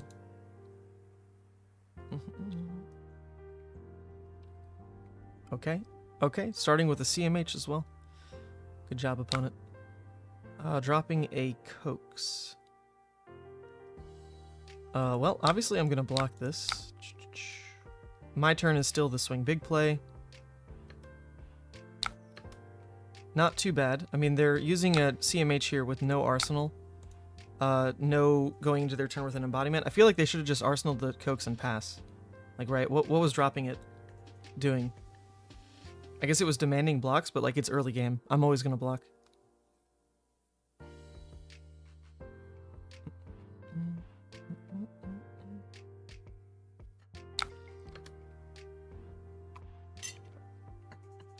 Okay.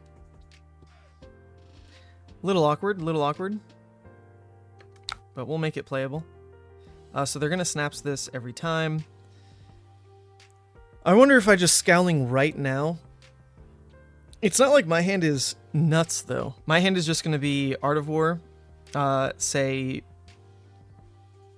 Well, actually, maybe I save the Blood Rush and just make this an Art of War turn with Beast Within, and just say +1 and draw.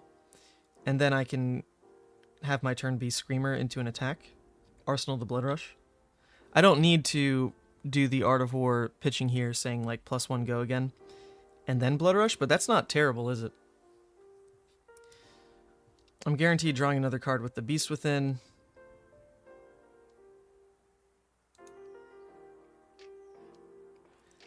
I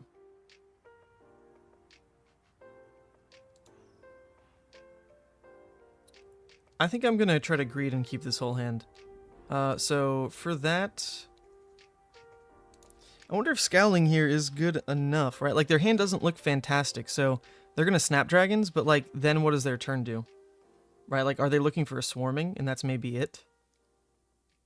I don't think I'm gonna scowling yet. Doesn't feel worth it. Because this is always snaps. Yes. It could be the swarming. So if it was the swarming next because they were looking for the embodiment, it was only 66% to hit, which we know I'm terrible at anyway. Okay, so now this does change the turn. It is just a CNC for 9. I say just a CNC for 9. It's not bad. It's not bad. If we did want to keep the full hand then, it would be the Husk, Scowling, and Scabs, which is a lot to give up. Or I guess Grasp. It would probably be Scabs, Husk, Grasp to block the 9. Keep the hand. Husk normally doesn't get full value in this matchup, so I don't mind using it early, just to know that it got full value. It's pretty good. It's pretty good. The other option would be to block with the Beast Within and Husk, make my turn just Dread Screamer into Claw, which doesn't sound good. So we're going to do this, block the 9.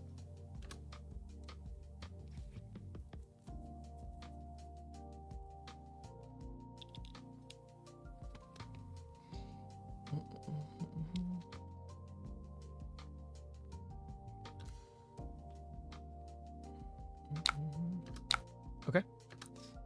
There we go. Alright, so now the play, just to analyze again. If I pitch the Art of War now and say +1 go again, I'm forcing the Blood Rush to discard Beast Within when I know I have Dread in Arsenal. So there's the potential to go, like, attack, Dread, Claw. And that'd be pretty decent. Attack, Dread, Claw. If I instead just go for the Art of War, pitch Doomsday for Beast Within, banish, and I say banish to draw and go again, then my turn is hoping to be Dread, Attack, Claw. But the reality there would be I have 2 floating and I'm drawing 2 random cards. So that actually wouldn't work. I couldn't say go again wouldn't actually function on that hand. So it'd have to be +1 on the Art of War, because we know the Dread already has go again, so I'd be looking for a playable attack off the draw to make it worthwhile. I think we're going to force the Blood Rush. I'm going to say buff and go again, and then do this, and then draw all reds. Fantastic. I really love when that happens.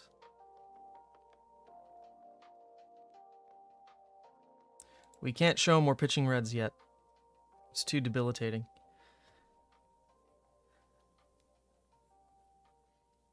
We'll pretend we have a good curve here. We'll pretend. Could you not pitch Art of War to Dread, then Blood Rush Bellow? Oh, actually, yeah, that's not bad. I guess what we're seeing, though, is it would have been the same red draw here. If it was pitch the Art of War and then play, it would have been the same problem of, okay, I just drew 3 reds. With 2 floating. That still would have been more damage, though, right? Because we're showing 9 and then 5 just for 14 here, where it would have been 6, 11, 16. Yeah, so missing 2 damage. Ah, that's true. That was a way better play. Way better play. I always skip that, because in my head, like, why would I play this pre-Blood Rush? But no, that's super fair. The curve lines up better if we lead with Dread. Very true. Very true. The CNC didn't hit because of Grasp of Darkness.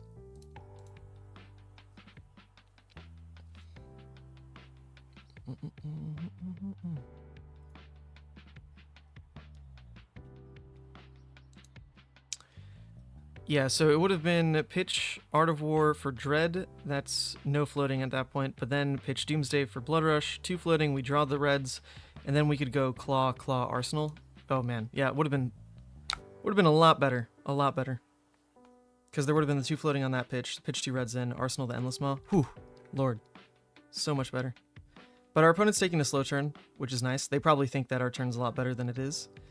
Which, even though we have a slow turn now, we have a Dread parked in Arsenal for next turn to really smooth it over, hopefully.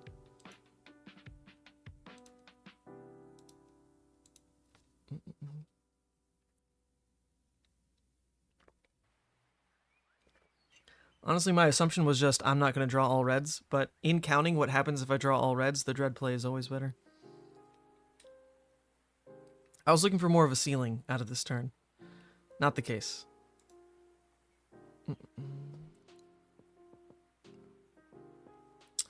Oh, hey Zoe. Yes, we drew the giveaway as well. So the person is going to reach out and then I'll pass you their Discord. Thank you for your donation to the giveaway there. The Levia spec going to a one Brian Gutierrez, who won out of over 600 entries. Over 600 entries.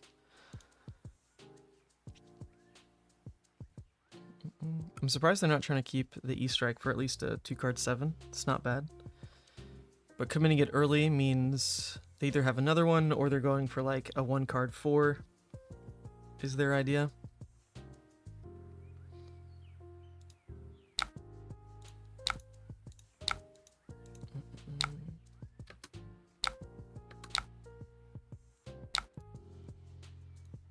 Alright, we've got our Dread Screamer turn. Nice, nice. So they have another E-Strike, like we said.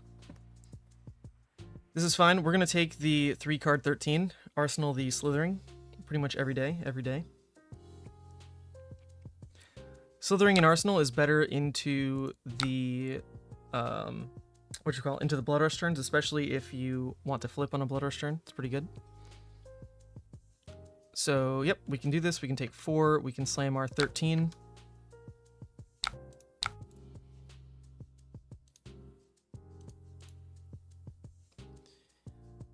So Doomsday will not be part of this game. It is too far gone. We pitched it last hand, which is sad. If we saw it like one hand later, probably would have been dope. Probably playable. Because in the aggro matchups, if you take Husk and Grasp, wow, that accelerates your blood debt so much higher than, like even just like the one difference on Grasp feels so much better than needing to keep an entire like new Banisher to potentially get your blood debt where you want for Doomsday. You have just more on-demand control over pushing to, 6. Okay. Alright, so our opponent is basically in kill range of one more Blood Rush. And we drew it on no reds. Good God. Good God, deck. Why do you gotta make the Briar matchup look so bad? It's really not bad at all. It's a totally fine matchup. But Jesus Christ. It looks like trash today. So I think since we want to force this Blood Rush hand, even though it's starting on a red, I'm just going to Scowling and then eat the rest. The other option would be to block and then do the Endless Maw, pitching Blood Rush and Slithering, but I don't think I can win if I don't just slam this Blood Rush, even though it starts with a red. So, that'll be that. We'll just do this. Try to end their turn there. There's still a lot of punishes, though. In theory, they can Tunic CNC, which would hurt a little bit, Hurt a little bit. Okay, they're card inefficient. This is what we needed. We have to push the Briar into card inefficiency there. Nice, nice. Okay, so now Blood Rush. We definitely don't need this Skittering because we already have one in Arsenal, so we're going to lead with this on the pitch. We drew the blues. Heck yes.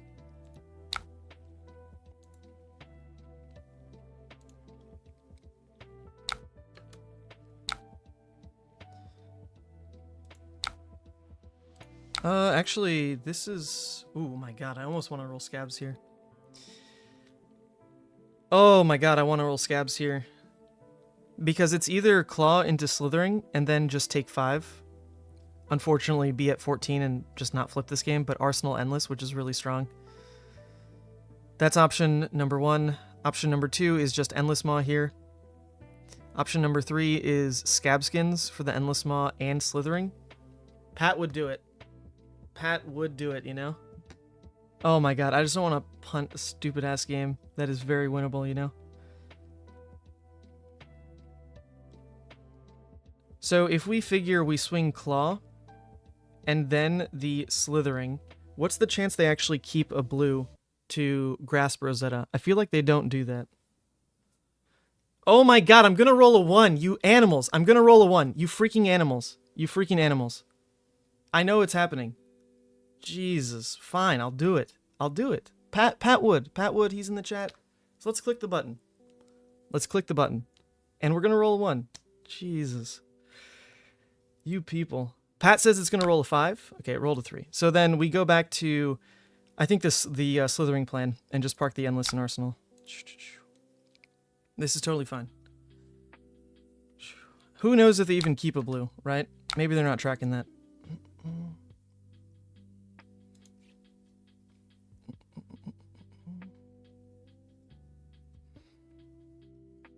No, I don't think we need Consume to win. We just need one more Blood Rush to win.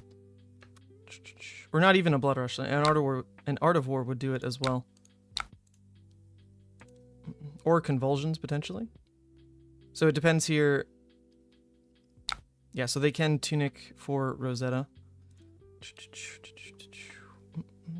So we're going to go for the Endless Maw play. If that's the case, do I mind just giving up 3 cards to deny the Ponder and their embodiment? I think that's pretty good here. It's going to put 2 misses in the graveyard. Can't do anything about it.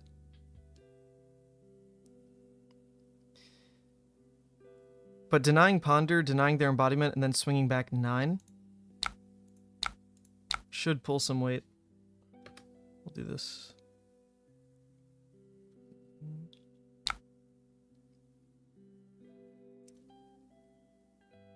Wait, hold up. Let's think about blocks real quick on this. Is this enough damage to actually win?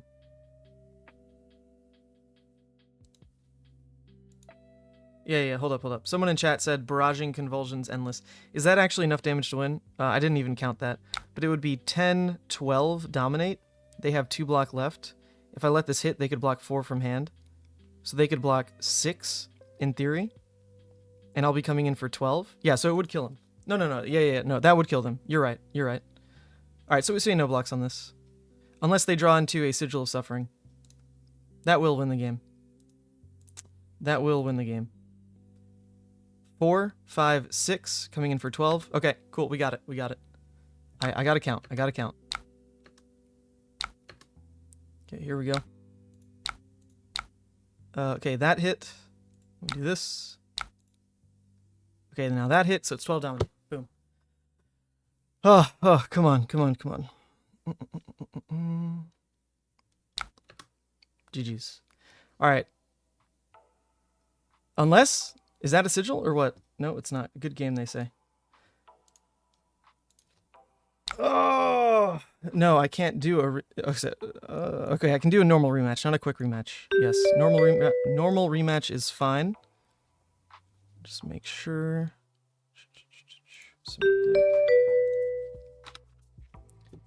Alright, so that was a Briar that saw a CMH. We saw 1 good Blood Rush, 1 pretty bad Blood Rush. But that Blood Rush was my bad. We could have played that one better. Okay, so... We can get 1 card in Graveyard, but also 1 card in Banish really early. I think I'm not going to worry about banishing on this hand. Not going to worry about it. I don't really want the Blood Debt. It's also giving them, once again, that window for Scar, which they've never taken, but, you know, that is there. That is a real fear, you know? Alright, now we've got the swing big hand, so we can block 6 and swing big. Fine. Fine early game.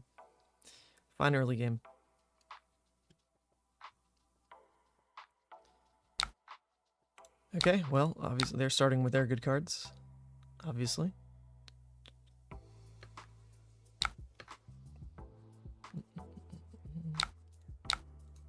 That's Briar now opening with Channel Mount 2 out of our 3 games. 2 out of the 3 games. They did lose their last one, so maybe it happens again. Okay, so we unfortunately don't really have the Dread Boneyard play. We won't have enough cards in Graveyard. This won't go to Graveyard. This will. That'll put us at 4, and then 1. It won't work. So can't take that play. The play could just be Swing Claw with Mark, and that's it. Feels pretty bad.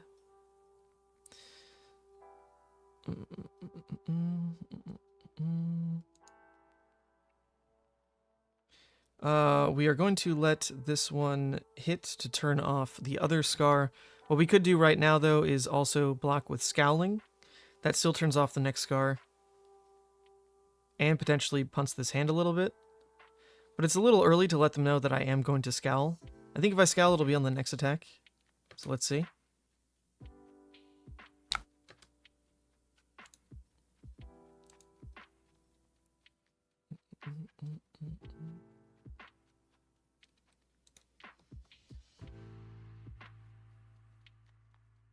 Into an E-Strike, saying go again. Okay. So now if I Scowling, it's a 50-50 to... Actually, is it even a real 50-50? You would assume like one is probably a blue, the other one's probably an attack. If I intimidate the blue, they'll just drop the attack. If I intimidate the attack, then the blue just goes to Grasp Rosetta. Something like that, right? I also need to be blocking with this hand because it doesn't really do anything otherwise. So I think once again I'll hold the Scowling. Going to hold it. The other option is we keep this entire hand and just try to hit Savage Feast. Seems like a winning line, doesn't it? Keep the entire hand and hit Savage Feast. God. Those are the kind of plays I was actually going for in the Battle Hardened. It was nuts. It was nuts, I tell you. I'm surprised they didn't say draw a card and then snaps already. I guess it is a bit early for that. Yeah, I'm just going to do this. Now it's a Rabble. We give this for full block value.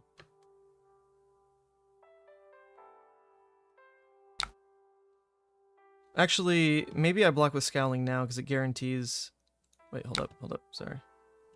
I should block with Scowling now because it guarantees that I don't take the 5 damage off Rosetta or the 7 on one more attack. They're going to park it in Arsenal anyway.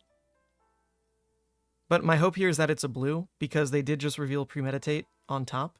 So if it's not an attack that goes in Arsenal, then that can punt their Premeditate and make it pretty much a do-nothing. They'll block with it on the Claw Swing. I think I should do it. Oh, he did not play a non-attack, so the Rosetta comes in for 2. Did he not this turn? What was this turn? Oh, no, yeah, this turn was Scar, E-Strike, Rabble. Okay, yeah. So, unless that's an attack, the Scowling doesn't get good value on stopping the Rosetta. This is true, so we'll let it happen.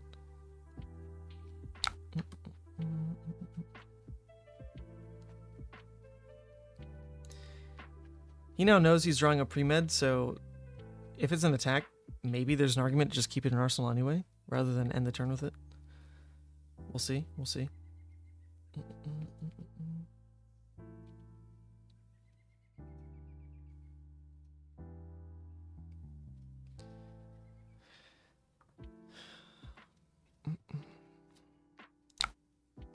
Dropping then an Exude. So the Premeditate next hand will do nothing. Premeditate doing nothing means I don't want to give him literally any room to play it. Crown's already gone, so if I swing, I'm just giving him Premed blocking 3. So I'm just going to block with the Mark then. I'll take 1 Blood Debt off of it, but it's better than me... Well, is it better than me taking the Premed? It would put me at 1 Blood Debt, so in theory I'm only blocking 2. Only ending up blocking 2 on this versus... I actually throw it, they obviously give me the Premed on it.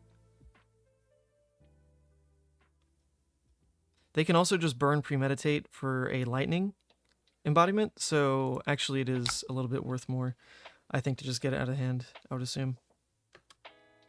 Yeah.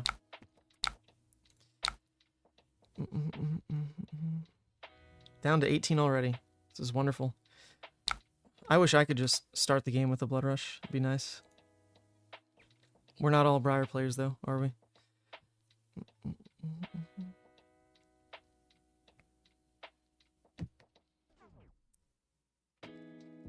Yep, so it just got burned for the Embodiment of Lightning. They're going to go draw a card.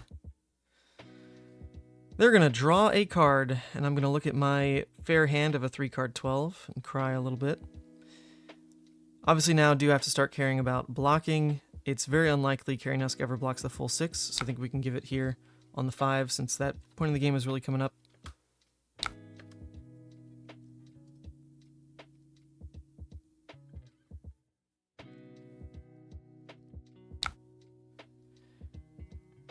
Oh baby. Alright, so kind of forcing the flip turn here, but we wouldn't have anything in Arsenal anyway, or we wouldn't have anything in Blood Debt anyway, and we'd have to turn off Blood Debt on this Dread Screamer. So this game is just like going pretty miserably. Their CMH start dealt, what, across the 2 turns, like 12? It's a pretty good card when you play it that way. Pretty good card. Alright, so once again, we gotta just play without Consumed. But this time from the back seat. Very much the back seat. If I'd blocked with the Scabs at some point earlier, it would have just been for the Consume flip now to protect it a little bit, but that wouldn't even necessarily do it, because if I'm too higher from blocking Scabs earlier, then Runechant Rosetta still would break Scabs. So it would have been me forced to block with 2 pieces of armor earlier, so like Scabs and Scowling basically, to really protect that. I guess I do have Grasp that I could play. Oh, that's funny. Grasp could prevent the Arcane. So if they don't pitch into Grasp, my Grasp can eat their Rosetta. Oh, that's funny, actually. I didn't think about that. So in that case, I want to banish more cards, because there is a chance that I can flip. So we're going to close the chain and then Boneyard instead. There's a world where it happens. I doubt it. I doubt it deeply. Especially with a non-block in hand.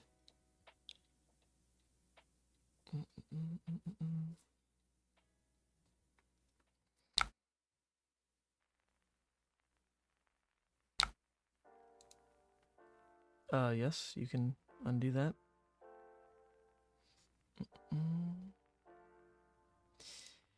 So they're fishing, but it looks like a strong start. Okay, a wasted pre-med. They're just burning that into a Scar that doesn't have Go again. So realistically... Oh, never mind, it has Go again from the embodiment. Okay, yeah, duh. So the idea was I can't take even 1 damage, right? If I want to flip, I can't take even a singular damage.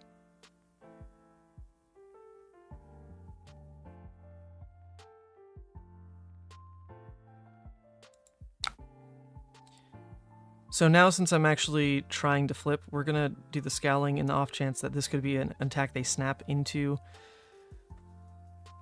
Oh no, they already have Tunic up though. This doesn't guarantee much, does it? Doesn't guarantee much here. Well, we're still running out of windows, so I'll go ahead and do this. Deny that. Hope and pray that somehow their turn is just Rosetta, and not even Grasp Rosetta. That would be fantastic. Alright, well, now it's all falling apart. Can't stop the Rosetta at this point. So there goes the game. So now we have to eat all this damage so our turn can still be Dread into Slithering, since we're going to miss the Blood Debt.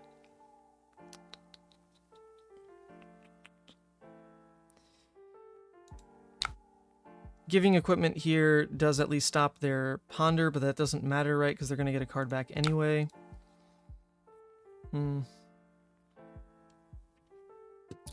Oh, so sad, so sad.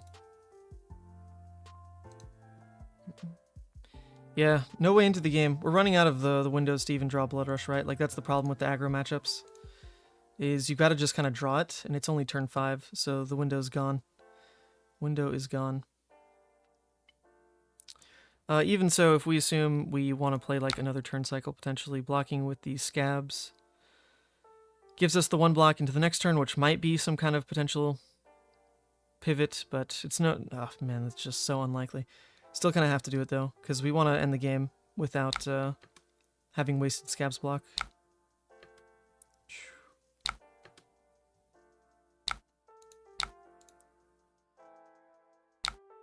Dread into Slithering. Weehoo!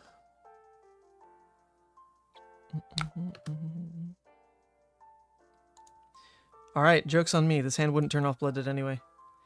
Needed this to be the flip hand. Oh, they've got another CMH and a Force of Nature. So Briar is literally just drooling on the keyboard, drawing good cards. We like it.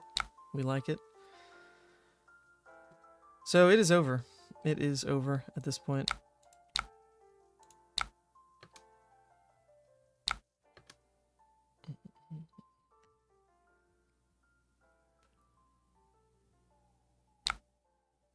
And dead no matter what. 7 blood debt. Couldn't block this to even potentially live at 1. 1 would have been dead anyway to even just a grasp. So that is it. We will go out in glory though. Still return, swing big. And pretend. Maybe our opponent doesn't see that we are out of options here. Yeah, the Runeblade matchup is just draws. It's pretty sad. Oh man. Alright, this hand. Glad the game ended before we could complain about this hand. That is pretty rough. That is pretty rough. Doomsday was playable at least. So what would have happened? There was a world where if we had gotten the flip off, this hand was fine. Because it would have been... good game. Yes, good game. Because it would have been play out Doomsday, pitch one of these for Dread, still block with one, Arsenal the other. So like pitch this for Dread, Doomsday, block with one Blood Rush, Arsenal the Blood Rush. Alright, hand was playable if we'd flipped, but good god, it was not with no flip. So game ended anyway. Alright, that's it. So that was a pretty rough Briar game, obviously. But the other two were fine. The other two were okay. Ooh, okay. This is nice. I do want to play against the Icelanders here. Let's go this. Let's do this. The plan on siding out for the Pulpings was going to be the Gravelings. And I think we'll call this good. Good luck, have fun. Yes, this is correct. Alright. Let's see if we win this matchup.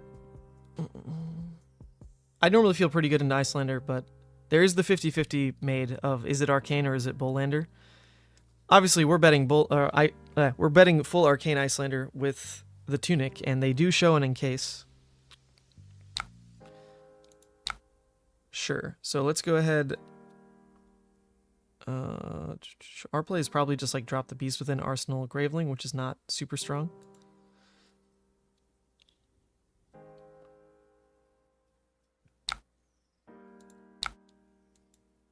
We'll do this. Keep our hands open for something better. We don't really find the something better. But we can drop the Skittering Arsenal the Growl. That leaves us open with 4 floating to pay into this being an arcane effect and the Waning Moon itself. So that protects more HP. But if we want the better Arsenal, it would be Slithering. Especially since we are not going to fill the graveyard that much this turn. Putting the Graveling there is a little too stuck. Yeah, I think we're just going to do the Beast Within. This will at least AB2, which is all we have anyway. And then this will go into Arsenal. It is fine.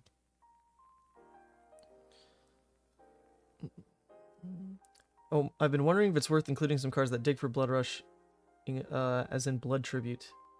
Oh my god, that is a scary proposition. Blood Tribute? You're putting a non-block in your deck that all it does is mill your deck, basically? I would never do that, sir. Non-blocks are the tough part about Levia, because you want to be winning turn cycles, and non-blocks put you in positions where your hands clump and you have to play them ineffectively. Granted, you could burn Blood Tribute and always make it at least a playable card, but it's for no value. There's no like mathematical value attached to the Blood Tribute. So it's still just like eating 3 damage, where I would rather block 3, because blocking 3 does a very similar thing of giving you more room to then draw in to Blood Rush and like keeping those hands and making it playable. You don't want to trade life just to try to turbo find a Blood Rush, because that means you're probably too low to keep those Blood Rush hands. If all you're doing is saying no blocks, like trying to dig, with cards like Sift or Whisper the Oracle, Blood Tribute, whatever you're thinking of, you just won't keep the hands then that win the game. Because a single Blood Rush isn't enough to win. You need to still play your trade patterns with Levia of 2-card 9s, 3-card 12s, taking your Art of War plays. But Blood Rush is the tipping point to give you enough room to close, basically. Okay, so I think I'm pretty okay to just pay here and then discard. So with that, I can just discard the Wrecker, get another 6 in the graveyard. My turn is just swing the Slithering anyway. Let's pay 1 here. So that Graveling will now go to Arsenal, but it feels a lot better now because there are going to be 3 cards in graveyard.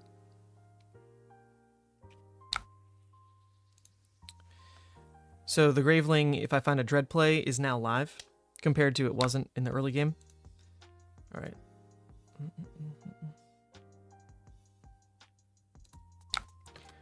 I would love to find some more aggressive hands, though. These 2-card 6s are nothing special. Nothing special. Okay, we have an Art of War play. We can also discard the Beast Within to the Aether Ice Vein here to kind of force this Art of War, so I think we're always going to do that. They're revealing a Cold Snap. Little problematic, because we can't lead the turn with a Graveling.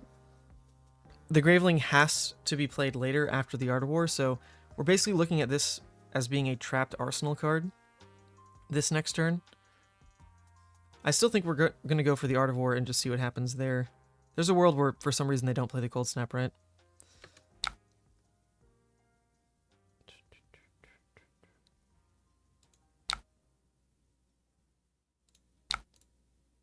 Alright, let's see. Don't mill me like 5, please. I'll accept 2. Okay. Just 1. I got the pulping. So I'm still going to lead with the Art of War play, because the Ram Raider doesn't function on this hand, really. We know that's a Cold Snap. So we're going to say, in theory, if this misses, I do care about the go again there, so we're going to just protect ourselves a bit. We could also draw into non-6s that make pulping a bit weird, so to guarantee it has go again is fine. And then banish the Ram Raider. But yeah, there goes Cold Snap. They always play it out, you know. They should. So I actually wonder if I pay into it then. I'm kind of feeling it. Maybe I just pay into the Cold Snap, guarantee that Graveling is playable. I think that's worth it. That feels worth it on this turn. Let's go. Let's do it. Let's do it.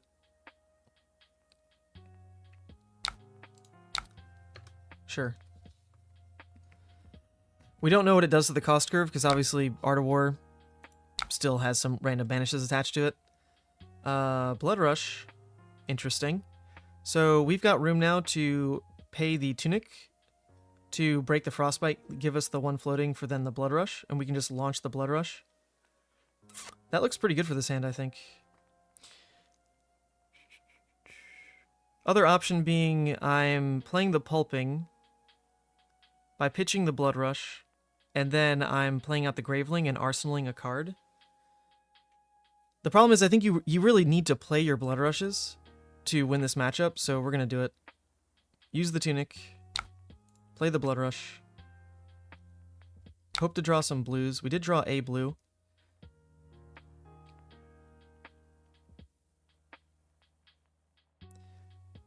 Interesting. So we can't play around... We can play around Blizzard a little bit by leading with our attack rather than the Claw, so it's more damage. Yep, we can do that. We can do that at least. The attack we know will have go again. So if they do Blizzard us, like, the turn does end, right? Which is unfortunate.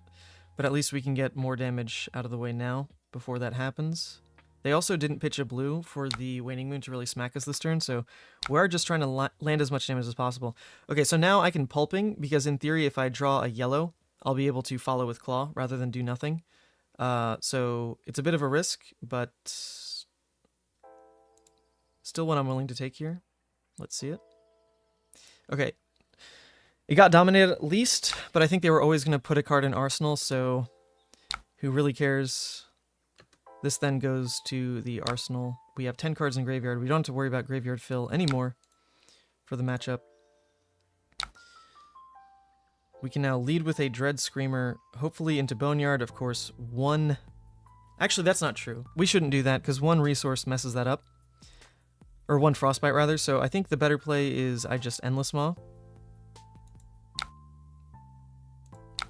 Because that's the most damage I can present through a Frostbite this turn. I have no idea what's going on in the Banish Zone. Like, just zero idea what is happening here. But that's a pretty big deal because Spoiled Skull is relevant. Like, I'm actually taking Spoiled Skull because I want to use the Banish Zone. So, if I can't, a little worrisome, Okay, we got Dread into Ghostly at least. Oh no, we can now just discard the Ghostly, no big deal. Let's get rid of the Ghostly, goodbye. They fused it with an Insidious Chill, which is... I mean, it's a decent thing for them to set up, but we're about to slam them with damage at least. We didn't hit the Ghostly. Okay, this is freaking me out. Like, I actually really care about these cards. And it doesn't show Blood Debt, like nothing. What happened here? Like, this is actually skewing the game so much. It's messing up the Spoiled Skull, and also whatever, you know, the Levia choice would be this game. Holy crap, that is awful. That is very frustrating, actually. Jeez. Okay, so they played out the Chill. You know, I guess I could have abused this by just playing the Swing Big, since it doesn't think I have Blood Debt, right? I could abuse it. Yeah, reload the page. Let's see. Nope. Switch to Legacy. Legacy is also broken.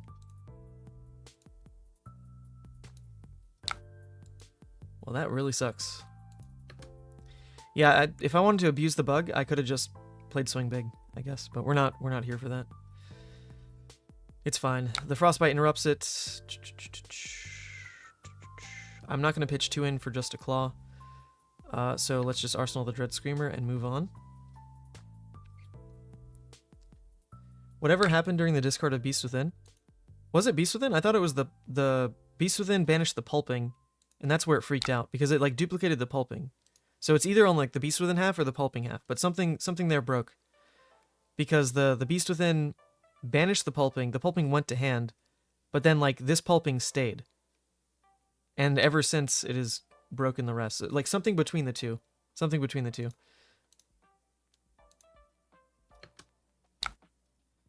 Yeah, essentially the same though. You're right.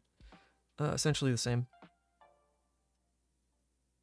No, we can discard. Let's get this out.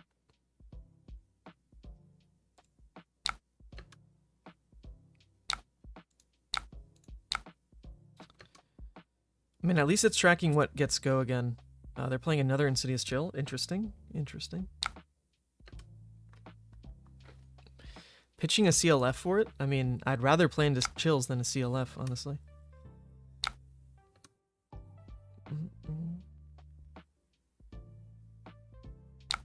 Two lets me pitch a blue and a Tunic to play around the double trigger, so I need to keep the Tunic up for that now. It's pretty important. Very, very important, actually. That's a huge deal. Keeping a blue Tunic, pay through both of those, kind of shrug it off to still have a good turn.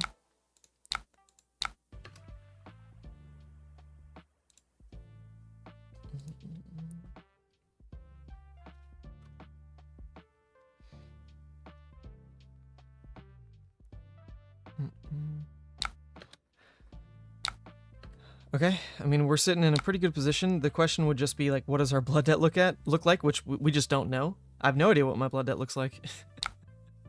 Zero idea. Zero idea. At least the Ghostly is still there, so I know I couldn't be rolling for Ghostly. That'd be kind of tilting. But truly, like, Spoiled Skull, the whole point is I get him off Arsenal, and I can be like, okay, pick Pulping, pick Savage Feast, pick Blood Rush. And then just know that I have a go turn as soon as they're off Arsenal. And I can't do that anymore. So that's making this equipment look pretty bad. But if you track what if you track what I have been paying into AB, it's always been AB2 anyway. That's kind of the natural pattern of the deck, is being able to pay 1 into the Frostbite and then float 2 into the AB. So AB3 only would have saved 1 HP on like turn 0, and that would have been it. Turn 0.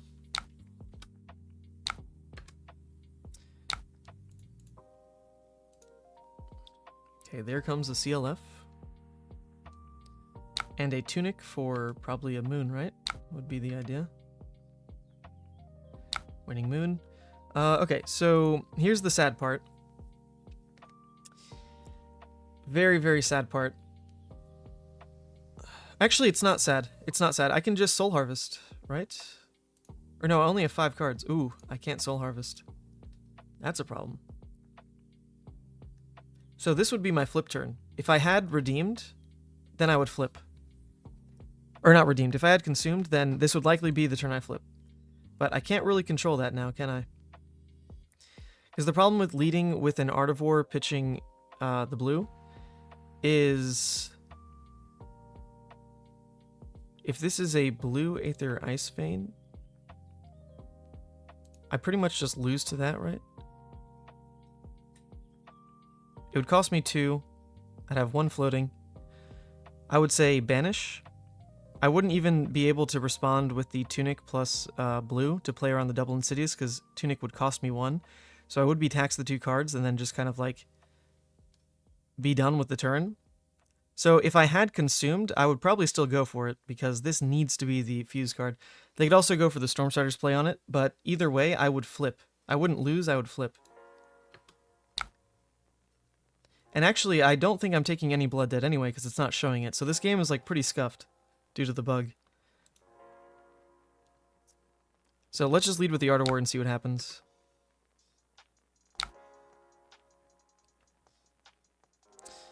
The other option would be I just lead with Swing Big, let them plan their turn differently on blocks, and then like respond with Art of War to turn off Blood Dead after the fact. That could have been another way to do it. I think that's the safer play, like every time.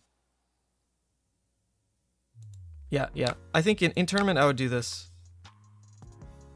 I would lead like this. They have to make their decisions around like block, respond with Arsenal, whatever. And then I could just respond with Art of War on top of the triggers. Still turn off Blood Debt.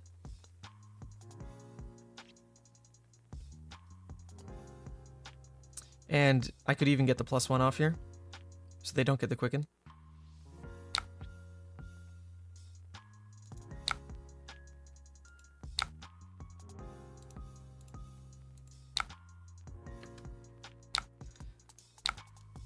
Nice. Not bad. A little inefficient of a play. And there's a world actually where Hooves makes that better. Because knowing how they commit, if I had Hooves there, I could gain an action point in the middle of the chain and then keep going. But the on-demand of beaten trackers with Spoiled Skull is like kind of the point. So I don't think I'd really give that up, but that was a cool interaction to see. Hooves could have done something there.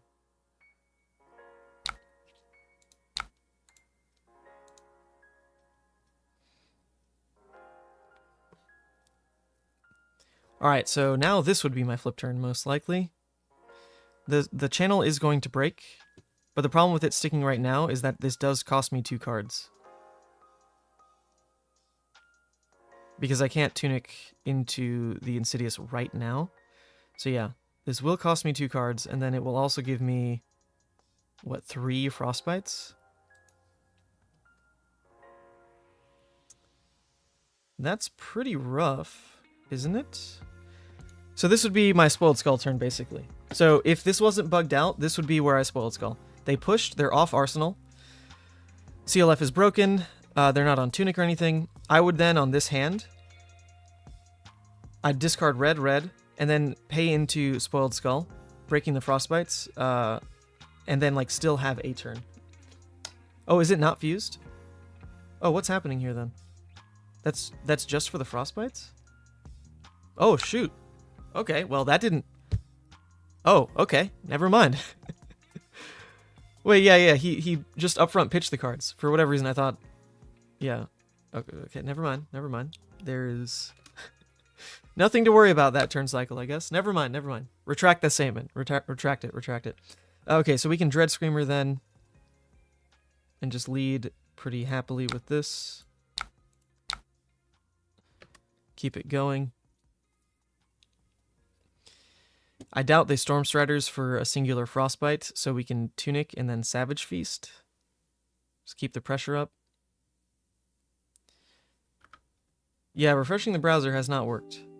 The one thing that changes is if I go to the Legacy client, like, I can see the first card, but it's not actually there. Like, look at this, 17.6. I have no idea. We broke the game, I guess.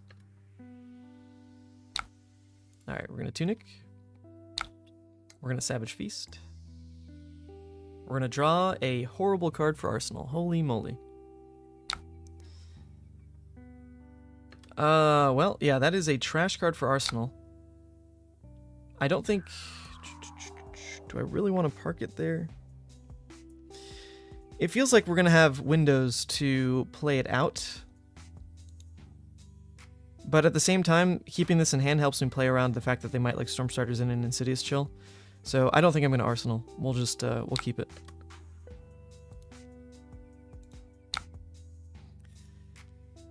Okay, so this is where I would Spoiled Skull 100% then. It would be right now. They're off Arsenal. We have a hand that like needs its enabler. So I would Spoiled Skull and choose Blood Rush, Pulping, and Savage Feast. And then, even if I get the Savage Feast, I can force it to be live with Beaten Trackers.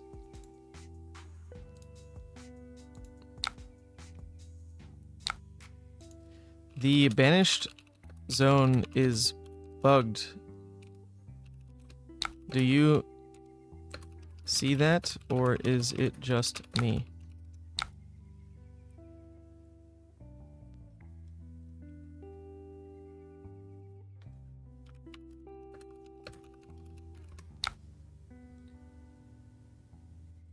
Let's see. Yeah, image not found. Man, this sucks. Yeah, this would have been the opportunity to show off Spoiled Skull. I mean, look at this. Iyslander forced off of Arsenal. We've got the blue to start. We'd pitch to trigger Spoiled Skull. We would choose Blood Rush, Savage Feast, and Pulping, which we know have ended up in the Banished Zone because we've played multiples of them. So they would be there. I would choose those three exactly, and we'd have a pop-off turn this hand. Ugh. So, I mean, we can work around that a little bit. I would imagine Pulping is still legal, so I'm going to do it anyway.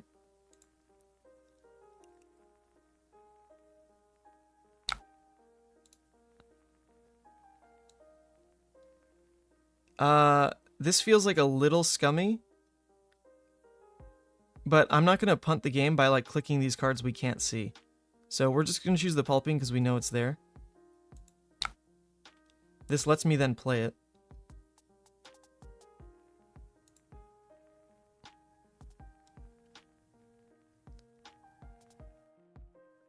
Ooh, we got the Beast Within. Nice. Wow. All right. Spoiled Skull, though. Spoiled Skull. See, that's the point. That is the point of the card. That is the point of the card.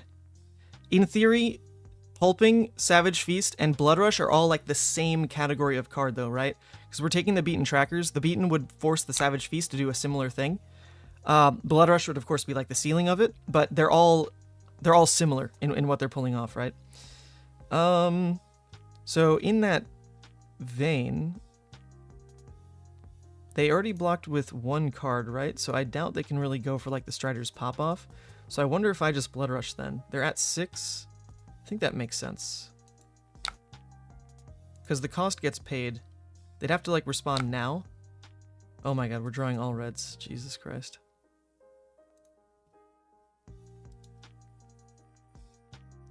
Why is this happening to me? Okay, so we want Ram Raider to kind of force a hand to be playable next turn. We want more Go again. So I guess all I'm doing is slithering. I think the other way to play that would have just been to pitch the Blood Rush for Savage Feast and turn on Beaten, but we would have drawn a red, and the turn is like similarly stuck. It would have just been Savage Feast, drop another 6. So just a red clump, I guess. Red clump, red clump.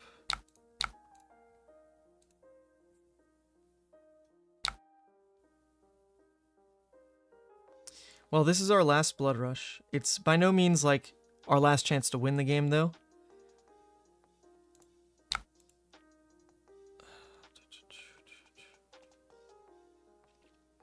So if they respond with the Insidious now, like, it doesn't super matter, right? Because I'm just gonna say discard, discard, and leave 2 floating.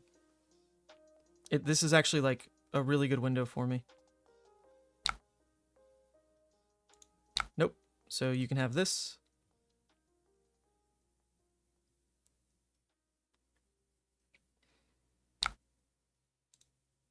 I'm not gonna pay into AB.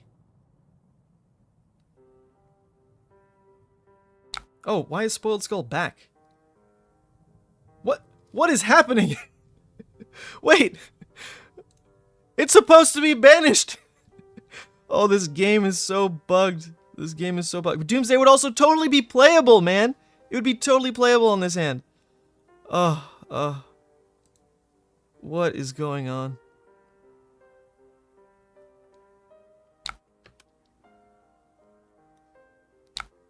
Oh, Talishar, you're falling apart just a little bit. Showing at the seams, like just this much. It's okay, we won though.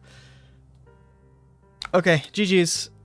Yeah, so overall, I don't think the Iyslander matchup is super hard. I think it really is. I mean, this was an awkward game. A lot of things were weird. Our opponent also didn't find, like, the best Arsenal targets back-to-back. Like, it was really...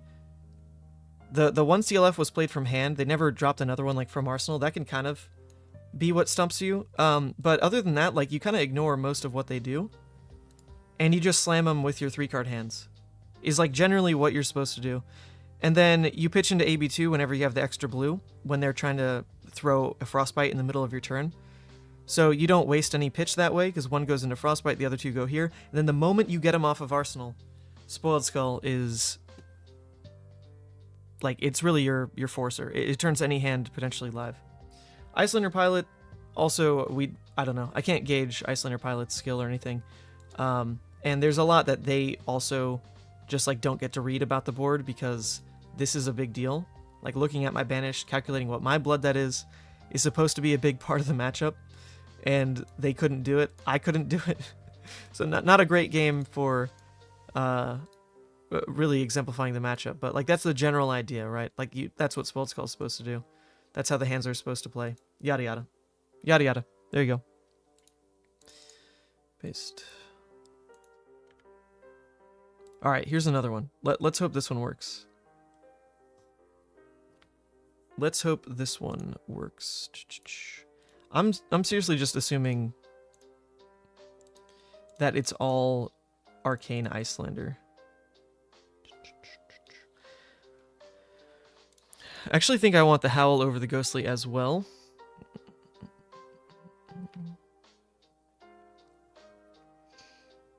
Because Gogan is still relatively light for the deck, and I'm not going to roll Scabs in this matchup. So let's do that.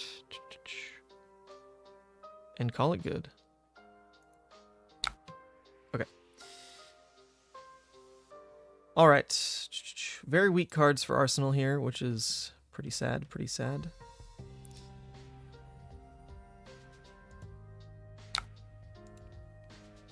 It's really just going to end up being the Deadwood, because Beast Within in hand can protect around some kind of discard effects.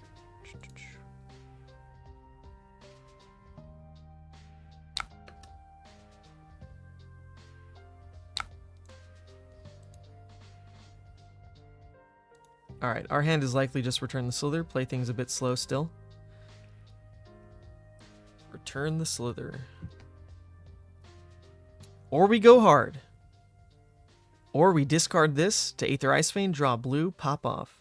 That's not even really possible with this hand. So we're just going to take the discard on, like, a real card.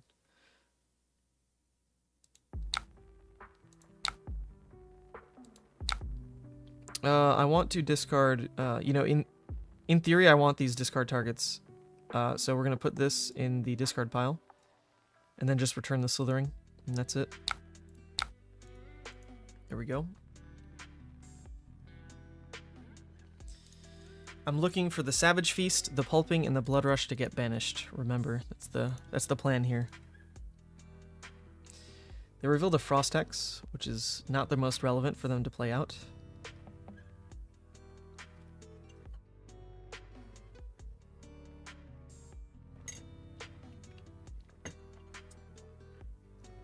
Hold the line, if you're playing first, counts the cards drawn at the beginning of the game for damage prevention.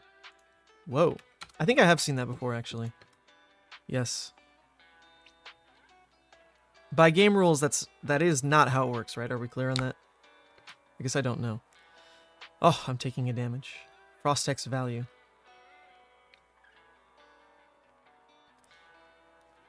They should probably Waning Moon, because if they Coronet Peak on the 2-card hand, I actually want that, you know? Okay, it's an E-Strike. Sure. An E-Strike, I'll go ahead and get value out of this. My turn is likely going to be Dread into the Deadwood, and we'll just pretend that that kind of plays out well. I need to get the Deadwood out. I might as well do it on a hand that, I might as well do it on a hand that could present 12. This actually also plays through Channel Lake Frigid on the random draw there, because I can gain the Tunic counter in response, and then still play the Deadwood after the Dread. So I think we're happy with this. Do it.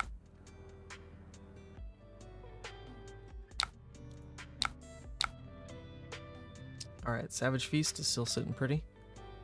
Still sitting pretty.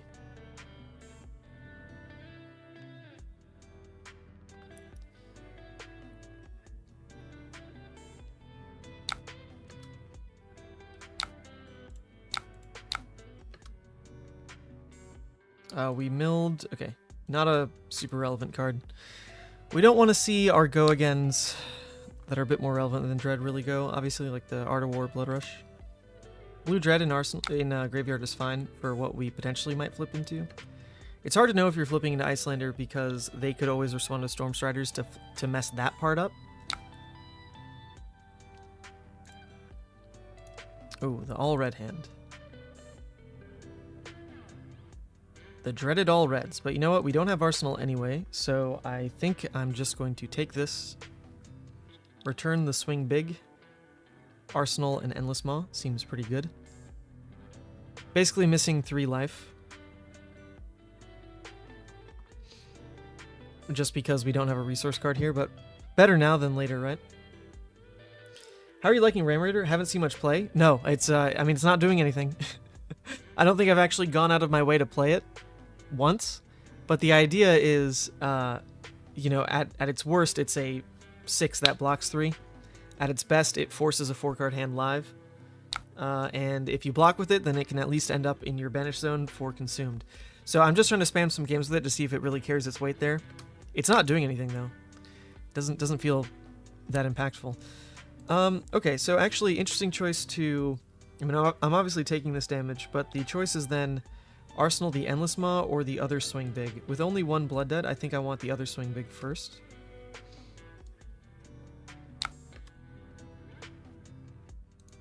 But then again, I am looking to banish the Savage Feast. I just don't want my graveyard to do too light. So there we go. Waste of 3 life because of the pitch draw. Oh well.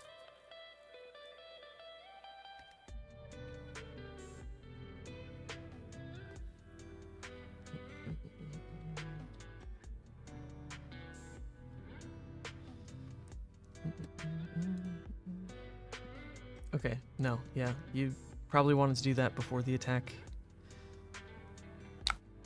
Sure.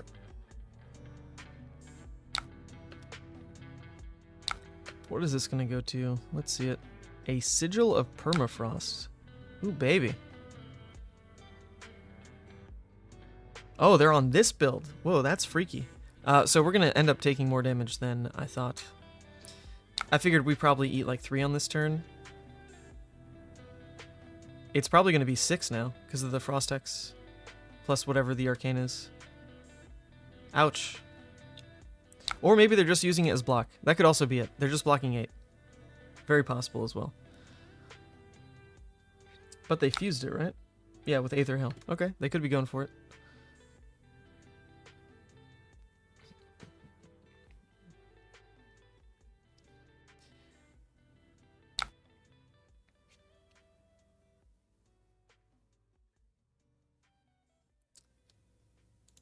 This is always just 1 life. It's...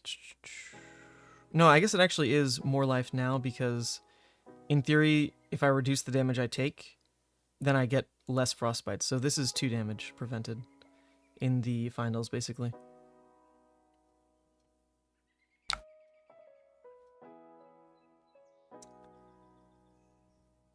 Yep. So it prevents 2. Still gonna take 3 on the Frost X there. Boom, boom, boom. Okay, we have a pulping hand, although they are running the D-Reacts, which makes it a little scary. Obviously still have to go for it. We'll just see what happens. Oh, okay, we missed, discarding the Howl.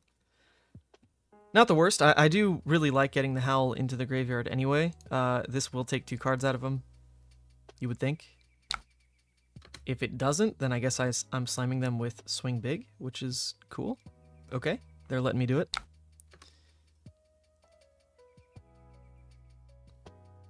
Good payoff for me. Thank you. Thank you. Honestly, that's best case if my next card was Howl. I don't want to draw the Howl and keep it in hand. It's awful. I'd rather in graveyard start trying to hit it. So if they're actually giving this go again, it's not a massive deal.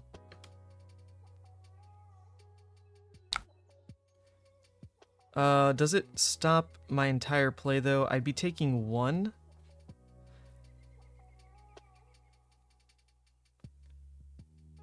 Yeah, so this is actually still triggering on the Waning Moon, right? Next time I deal Arcane. Next time they deal Arcane. So, in theory, I'm ending up with 3 more Frostbites. If I say no blocks on this, puts me at 4, which makes this cost 6, which I can't pay for. So if I pay 1, I end up with 2 more, which still makes it so I can't pay for the Swing Big. So I'm just off by 1 resource anyway, so I guess I might as well pay into all of it.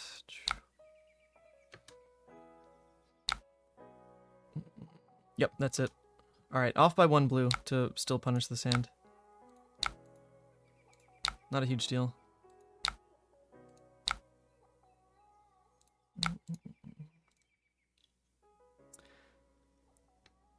Okay, don't be a CLF.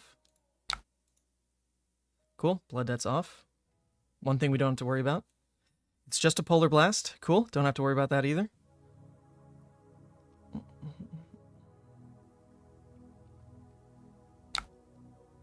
You can have Dominate, my friend. Can I please draw blues? Oh my god, I cannot draw blues off of these Blood Rushes against Iyslander. Like, at all. It's not possible. It is just not possible. That's crazy.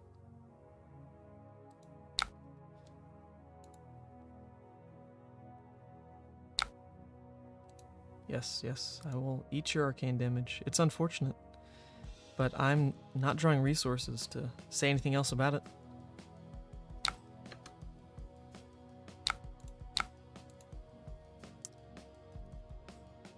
Alright, we need to hit the Pulping and the Blood Rush to have the Spoiled Skull line active.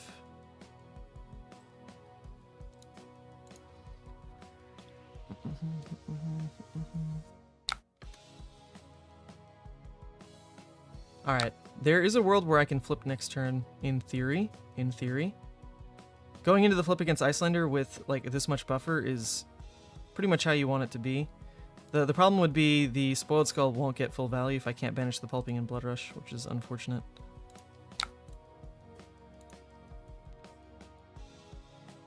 Okay, Pulping is kind of the best thing to see here on a turn that I want to be aggressive but not necessarily flip on.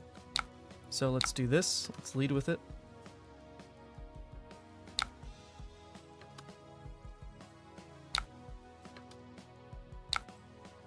Cold Snap. Okay, this makes it more questionable now. Obviously can't take 3 from Waning Moon and still decide to flip. I also don't know what resources I'm going to end up with after the Pulping, but my idea was to swing big. That was the plan. Swing big, because if I play Boneyard, then I turn off Blood Debt and I cannot flip. I don't think the flip is really that important in this matchup, but it's card advantage, so like I might as well do it, right?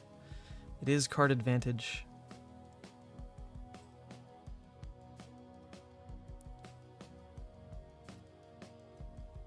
So they might not Waning Moon though, because they did this off of Tunic.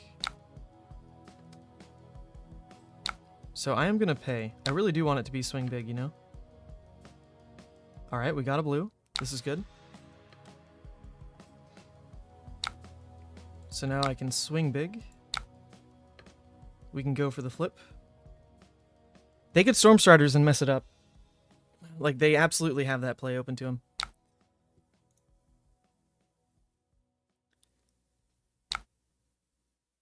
Absolutely can Storm Striders and ruin my day. But we're just hoping they don't do that line.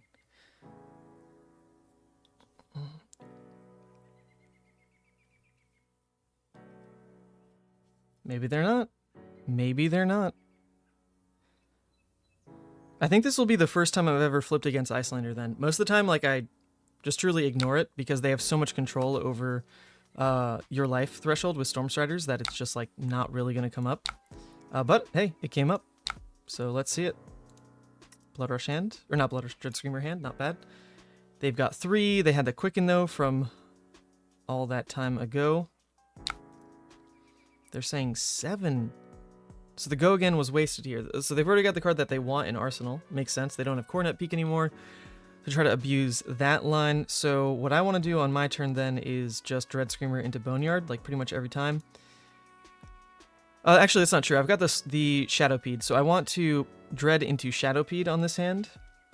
So I can do that off of a blue and then paying through the resources there. So I can block with the Beast Within pretty handily. And since this might be the last attack they ever launch, I think I'm also okay blocking with Tunic, just to save the 1 life. I don't see them necessarily attacking with one more thing before I would even get use out of it. So I think this is okay. Let's do this. Link deck list, please. Boom. Alright, we're going to lead with the Dread. Pitching this. Got that graveyard fill going. Thank you, Tunic. Your sacrifice wasn't in vain. Depending how they block here, it could be pulling another Dread Screamer this turn into the Boneyard. Just make it a little bit wider.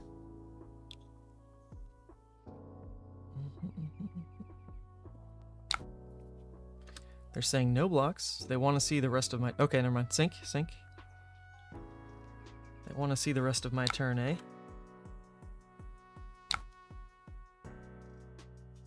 I think I'll do it.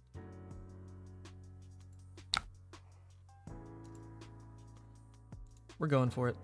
I can pay through 1 Frostbite to still slam the Boneyard, is the idea. I'd be eating damage. This is the greedier line because I'm eating more damage, but that means they're sacrificing cards to attack me. It is an Ice Eternal.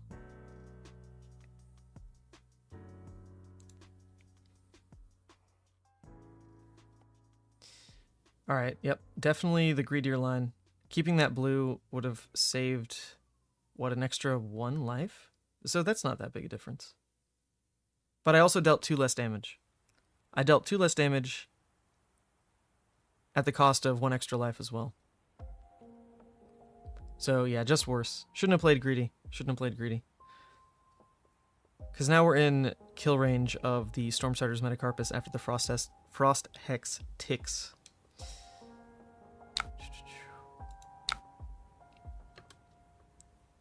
I mean, we're at 2, you know? Oh, I'm just dead to the Waning Moon. Oh, okay, yeah, it's just straight dead. Straight dead to the Waning Moon. Because this is 6 damage. So, actually, I would have just been dead no matter what then. Keeping the blue was just kill on this turn. Like, even keeping it. Because it would just be 1 more life. And this is 6 right here. If only the Blood Rush pulled its weight, you know? If only the Blood Rush didn't draw all reds. Oh well.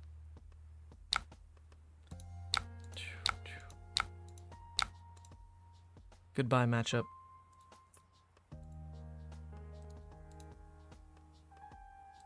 Yeah, I feel like the power cards were just a little light that game. We did too many fair turns. There was the 1 Blood Rush that was really bad, and then no Art of Wars. So, can't really have that happening. You do need to actually slam the good turns. But there we go, 1-1. Into Iyslander. I'm down to play that again if they want. I would like to.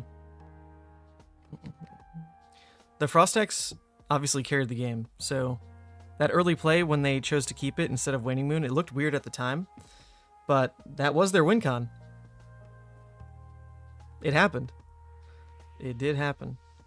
So the only difference I could make there, funny enough, is one thing you could do in Iyslander before is if they try to drop a bunch of Frostbites on you and you had a go again at the end of the turn, you could just roll Scabskins and break all the Frostbites.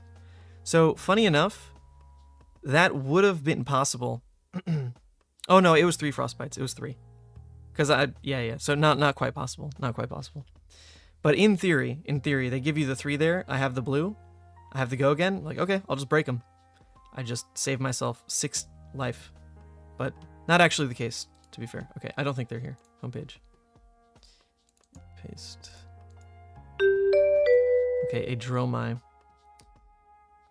A Dromai. Let's put this in. Against the Dromai, I've been taking out the non-block 6s. Don't think I need the Vial either. We want the extra little bit of recursion. Ghostly still feels really good. Howl feels really good. And I think we'll ship it as is.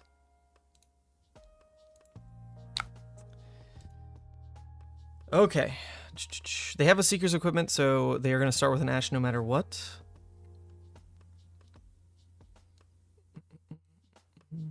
I'll just say pass. If they do go for the Seekers, I could slam the Blood Rush. It's not the worst. Yep, they're going to sack a card for the Seekers. I think I'll just slam it then. Value.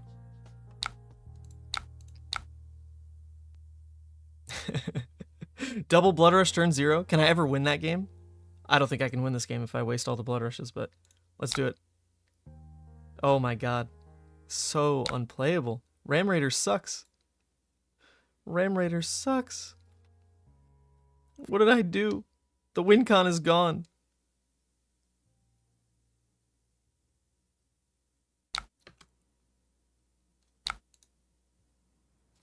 Well, maybe if they start at 30, there's still a chance. Oh, I mean, the Seekers was still floating. Okay.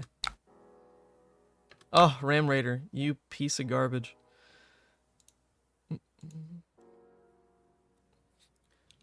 Well, that was definitely not worth it in any stretch of the imagination. Very, very much not worth it.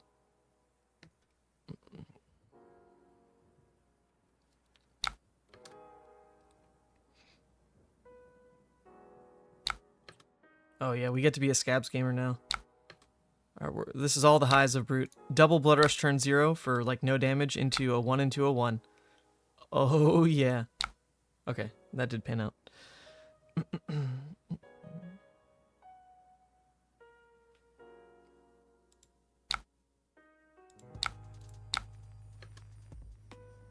Sure, so we actually have a pretty decent curve here. I'm able to still throw 6 at face, clear both of their permanents. Arsenal Art of War. Is that really worth a Gamblers? I mean, yeah, it's a passing gun. They pitched one, sure. Let's pretend we don't have to worry about it.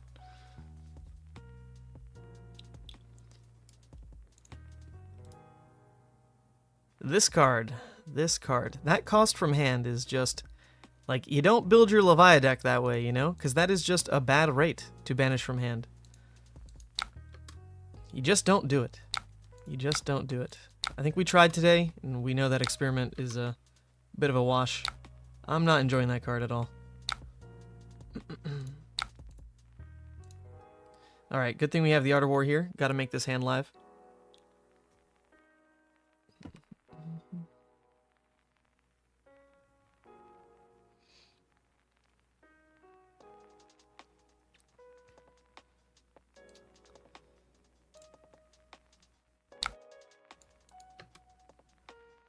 Never blocking on these, of course. I mean, I want to play greedy with this hand anyway. And we can even give up a card on the pop. It shouldn't feel too bad, but we're definitely not giving one up on the block on just vanilla.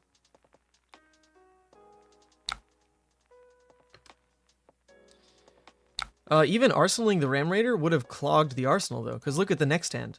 The next hand wanted to arsenal Art of War. So what would Ram Raider do there? Like, it would punt the hand. Man, yeah, that card just does not have much of a place, honestly.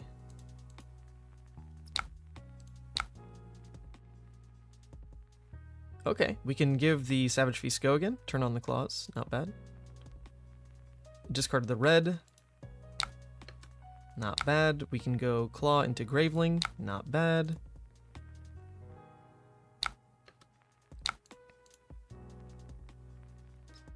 Alright, so all the damage they're taking is how we win. If our opponent just blocked out, we would never win this game. It would be impossible to win this game. But our opponent is taking damage. Thank the Lord. Alright, we don't even need Scabs anymore. We don't need Scabs anymore either. I mean, we don't have Gamblers. I wasn't going to use Scabs again. That'd be crazy. But they're going to hit a blue anyway, watch. Oh, they didn't. Okay, Scabs is gone. No big deal. No big deal. They still gave us a win con. They took all that damage. They gave us a win con.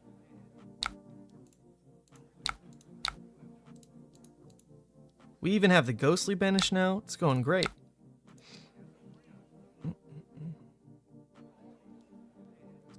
Arsenal the Graveling. Yeah, I mean, it's all the hand does, right? It's all the hand does.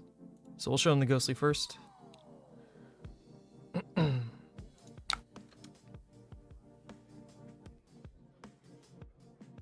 We know that they have a, what was it, Fate and a Sigil.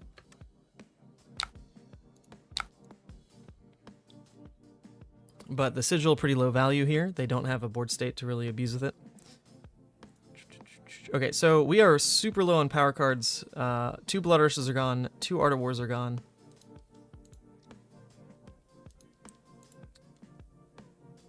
It's going to be, really, can I pull off the 26 damage Blood Rush with the last Blood Rush? That is the question. If I can, then it should still be a win. If I can't, that is a problem. Okay. This hand would be a lot better if we had the Howl from Beyond, which is somewhere in the deck. Somewhere in the deck.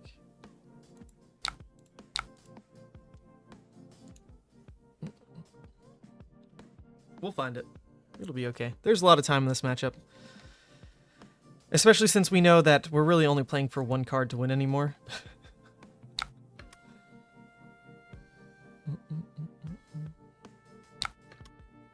Alright, they're taking damage. Oh, no, they're not. Sink below. Still taking 1. Taking 1. I'll allow it.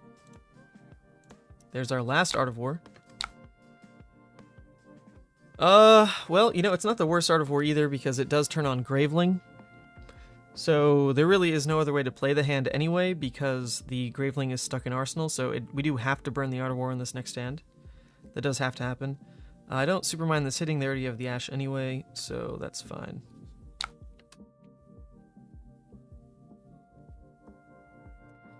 Alright, the Dragon I will pop though. That is happening.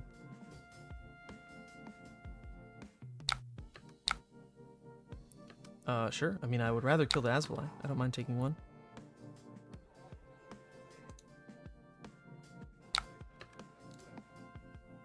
Oh, shoot. Where'd it go? Here it is. Goodbye, Asvali. I'm blocking that way because the Mark of the Beast would end up in banished anyway. So I might as well do it off the Art of War because if I go to Consumed, I don't want too many cards in banished in this matchup. You don't want to mill. But I actually don't really want to go to Consumed because if I mill the last Blood Rush, I can't win. You know, that's the real problem.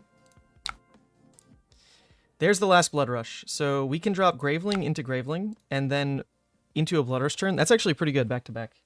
Pretty good back-to-back. We'll see. Against Dromai, I normally go Redeemed, but it is contextual. It does kind of depend on what the game looks like. If you're in a position where, like, oh, I can flip, I've got a Blood Rush in Arsenal, I can guarantee that I do the 26 damage Blood Rush play. Like, you do just do that. I mean, that is quite good, right? That might be what we end up doing. Oh, I love that they swung Ashwing here. I can't use this hand anyway. Savage Feast is kind of useless. Alright, so I think we're just going to let this Blood Rush stay in Arsenal until I flip to Consumed. That's going to be the entire plan. That is now the entire plan. We're not really trying to dig into anything new, but I might as well save the swing big, so we'll put this here. Cool. There are a lot of misses, you know. That scab skin leathers, didn't expect that one. But it's there.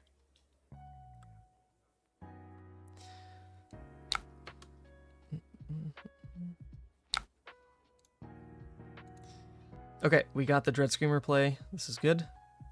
Actually, we can just do Dread into Endless, which is even better for how we need to play this game. We need to break turn cycles outside of Blood Rush so that our Blood Rushes actually win the game.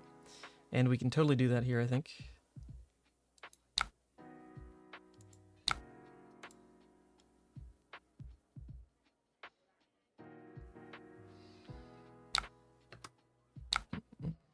All right. Actually, do want to close the chain because there's a chance it misses. I also wanted to get the dreads in banished. Okay, so truly now we don't mind going consumed because our last power card is already set up. So that's what we'll play for. That's going to be the entire plan. The only life gain they have left is 1 sigil, and I think they pitched it if I'm not crazy. That could be a straight lie though. Don't quote me. So we need to just try to land as much damage as possible outside of our Blood Rush turn, and then we'll win through whatever this pushes into the Dominates. Into the Dominates. And we keep drawing Go Again hands, so that's quite good. I will let Chromai live. This hand is not scary. Or their turn is not scary, rather. And if they keep cards to develop, I actually want that to happen, you know?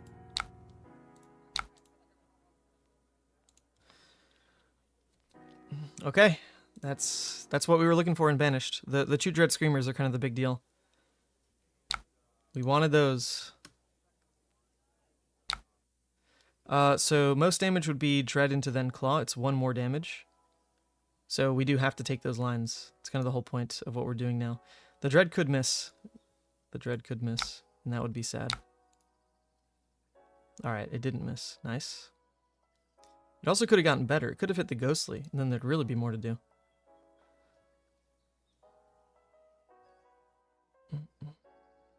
Alright, take damage, opponent. You can do it. Just take damage. You can't hurt my arsenal. I got my Husk ready if you ever CNC. This is it. It's the whole plan.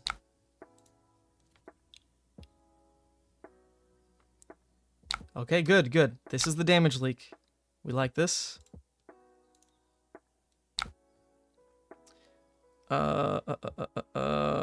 Well, the Howl in hand is a little stuck here, so I think I'd rather just play it out. Same deal. Just deal damage is the plan. Just deal damage. So yeah, I'll take the Chromai. That way I can deal 9. Otherwise this hand doesn't deal 9. Yep. It's fine.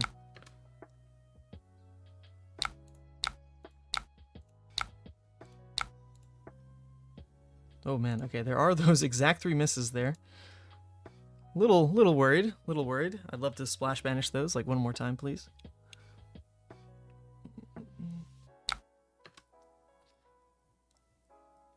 Alright, they took a damage. We're getting there.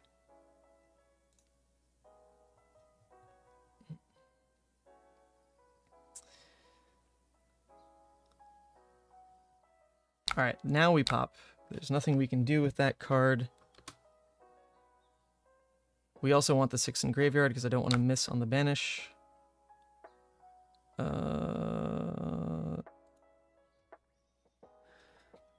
Actually, that's mildly questionable. I think I let the Yanduri through. The problem is, if this misses,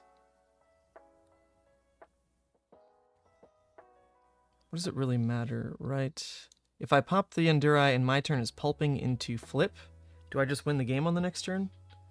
That would kind of be the idea, because they're off Arsenal. Yeah, I think I do take this, or rather I pop this and then just pulping into flip next turn. Because now we've seen a lot of the punt draws out of the deck. Like the Howl is gone, that drawing off Blood Rush would suck.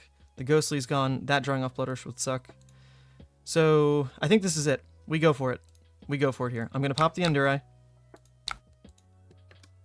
I'm going to just Pulping, hope that I get the Dominate off to push more damage. I did get the Dominate off, and then we're going to flip. Obviously ideal if we had the Ghostly banished, because that would let this be a 2-card 10. Wasn't the case, though. Okay, here it comes. Consumed, consumed. Consumed and win. Consumed and win. Or do I redeemed? Okay, so actually, hold up. If I redeemed, I take a ton of damage, but I do have the Ghostly and the Howl as playable cards that won't flip face down. I'm going consumed. This is the entire plan, right? This is the entire plan. Okay, this hand is fine. It is playable. It is playable. We can even barraging a card. We can cast the Doomsday. I mean, this is good. This is actually very good here.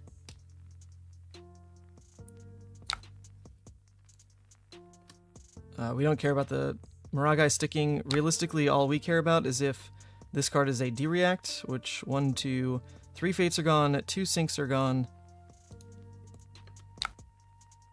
That can't be a CNC, so I might as well just use the Husk now. It doesn't do anything. Okay, here we go. Oh, that's a lot of cards in hand. So we're going to play the Doomsday. We're going to play the Barraging. We're then going to play the Blood Rush. We're going to draw blues. We're going to draw blues, right? We drew a blue and a yellow. Okay, I was like, why isn't this highlighted? Okay, we drew a blue and a yellow. Perfect. So our turn is going to be Claw, Dread, Blasmo is like kind of the idea. And we should win.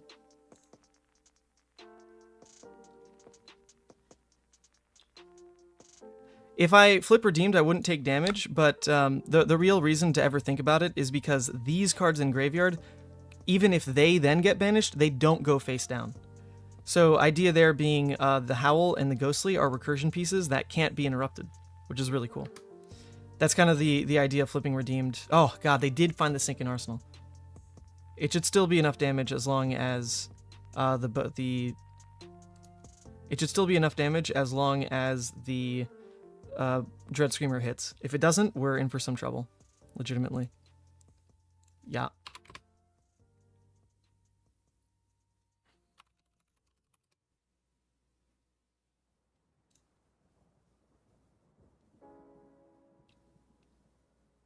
Yeah, so opponent shouldn't block with the Sink on this. It's a little bit of lost value. They should block with one normal card.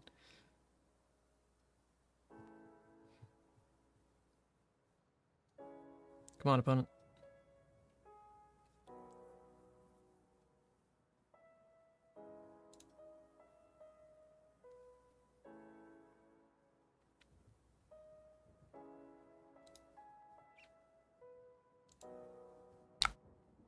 Okay, opponent's undoing a bunch of things. That's fine. It shouldn't change any of the variance outcomes tied to the game here. There we go. So they're going to block with 2 real cards. 2 real cards. Yep, which turns that off. Correct, correct. Then we're going to Mandible Claw.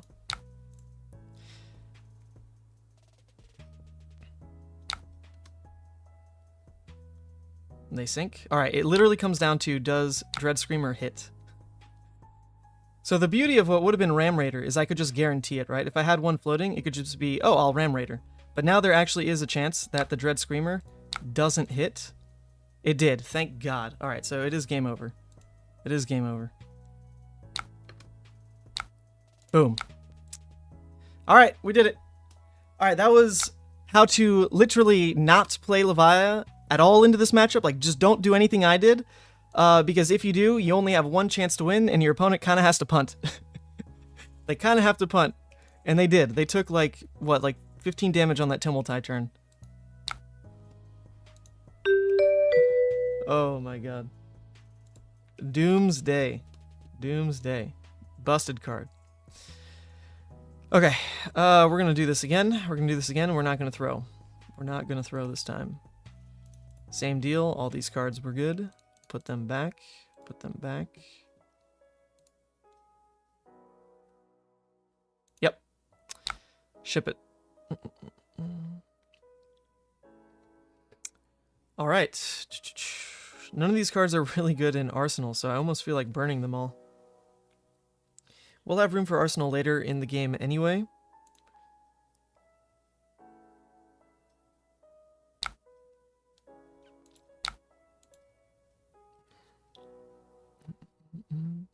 We are still the aggressor in this game. So getting 3 cards in graveyard under the expectation that we only block 1 per turn is pretty healthy for how we trade.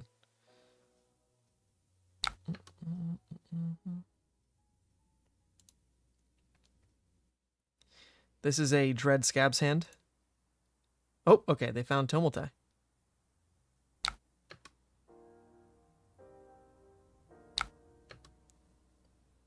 Ah! Ha-ha! Get screwed, dude! There you go. There you go. There you go. Break my gamblers? I don't care. That's fine with me. That is A-okay. At least I've got these puppies still. They're gonna put in work. They're absolutely gonna put in work. Alright, so sure enough, like the Arsenal was pretty useless on any of our turn 1 options, and we have room to put something new in Arsenal because it's Dromai, right? Like, we're blocking down a card a turn, and that's about it. Nice, nice. What we don't want to do, though, is block with more cards like Dread Screamer. Those we don't want to play out first cycle every time. Every time.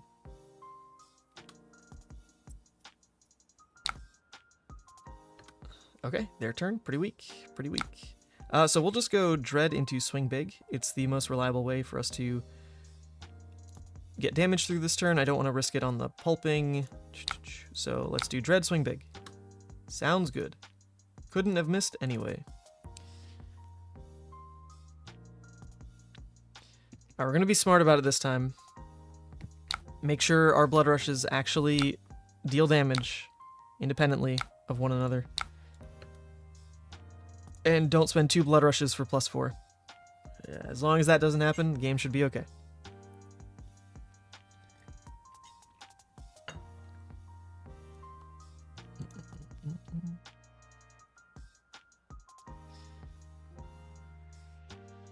I would not roll on that other hand. I want the Reckless Swing out of hand. Like, that needs to happen. Out of everything else that needs to happen that turn, I want the Reckless out of hand. The only way that that 100% happens is I just pitch Claw. That's the only way to guarantee the Reckless goes out of hand, is pitch to Claw. If you roll Scabs, you might get stuck with Reckless in hand. I don't want that to happen. That's the idea.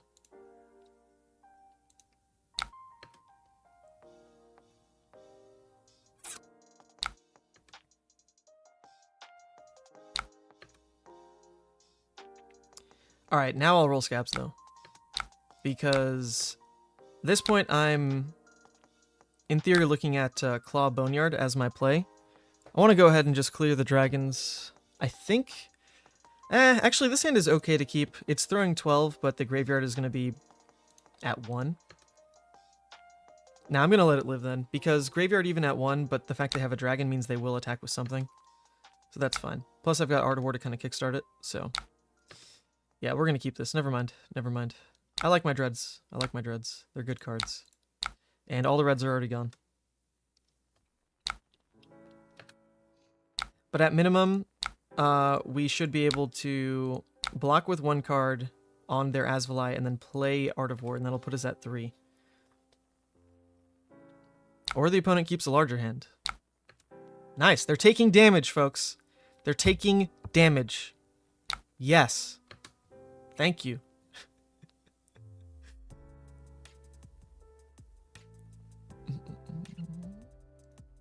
Take it. Take the damage. Why can't you banish Howl with Art of War? Someone want to tell me. That'd be so good. It'd be so... Oh, they're passing. Alright, now we really got it. Now we really got it. Check this play out. Huh, Gravelings in hand? We don't even need the graveyard at 3.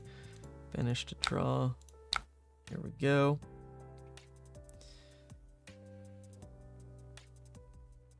Yep, so genuinely I can go Howl, Graveling, and then Claw, kill the passing. Seems pretty good. No need to roll Scabs on this hand. The curve just works. We'll go 10 face, kill, passing, arsenal, pulping, say go. We found the howl.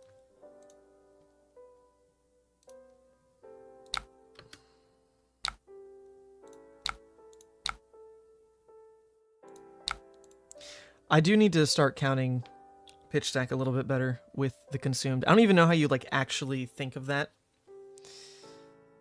Because who knows like when you actually consumed, who knows at what point you consumed and like how the banishes work out. Oh, it is a little bit beyond me, but I'm sure there's something you can do. Also, hold up, Sandra's calling. Hello? Hello.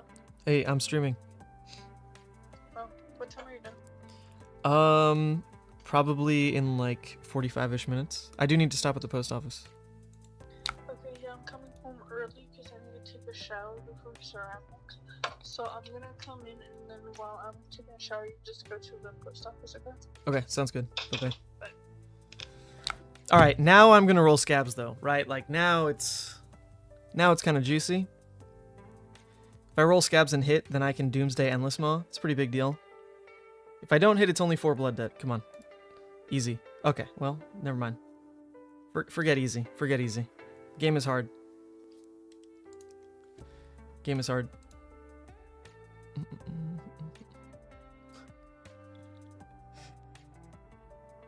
Oh my god, okay. I actually really don't like it when people do this. A big oof. Like, I understand what a 1 means in that situation, and I was okay with a 1.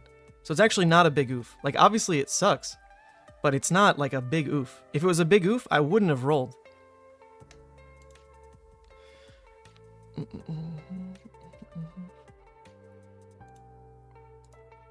Medium oof. Medium oof. Yes. That's about right.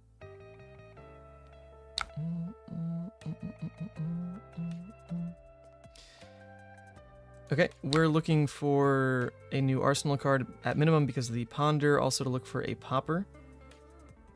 Otherwise, this turn is a lot of damage. Really want to find the popper for... Not even, like, I guess Kyloria. We'll probably just pop the next thing, though, honestly. If this is even a 6. Okay, it's a 6. Good job, Ram Raider. You're better than a Yellow Dread.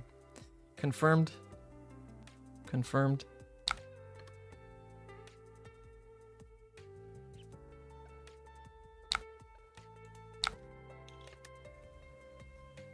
Alright, I'm still gonna roll. I'm still gonna roll on this turn. We're in medium oof territory. Okay, nice. So this claw can then kill the Kyloria, and then the Deadwood can go face. And that's good enough.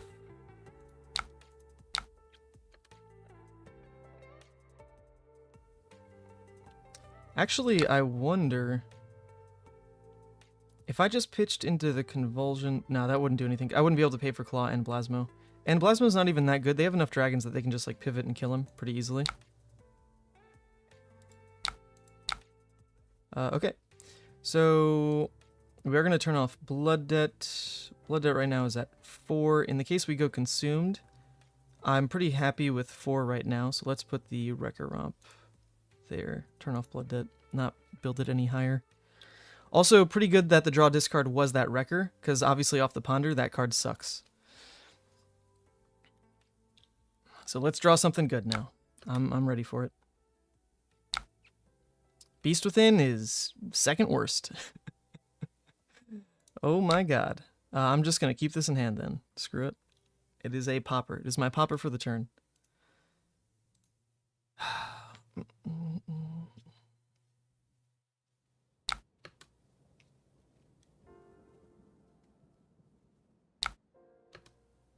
Oh, that's a lot of damage.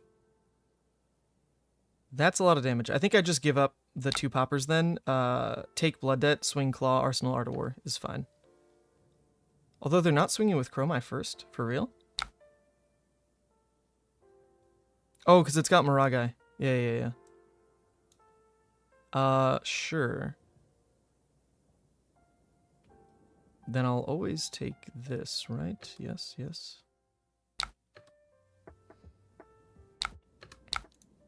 Yep, we'll go pop.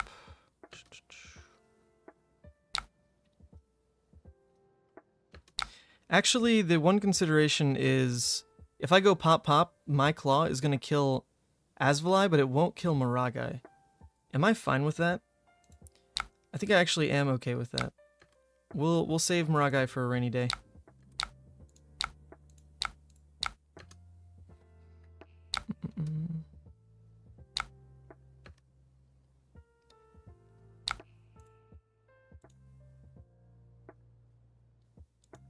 Okay, questionable hand.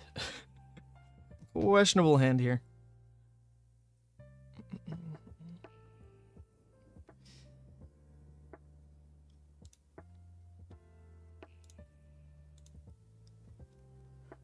Redeem flip is pretty healthy, so we might look to do it next turn. And if that's the case, I want my turn to just be the swing big.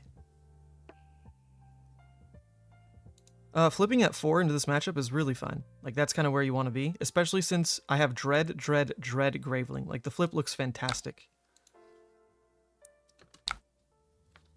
The flip looks really strong, so I'm looking to take damage this turn into the flip.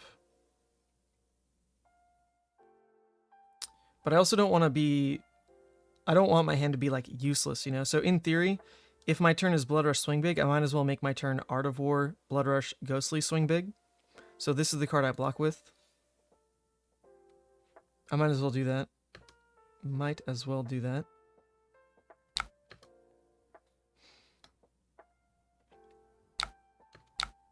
Okay, they swing with Maragai now. I think I'm okay to take this, right?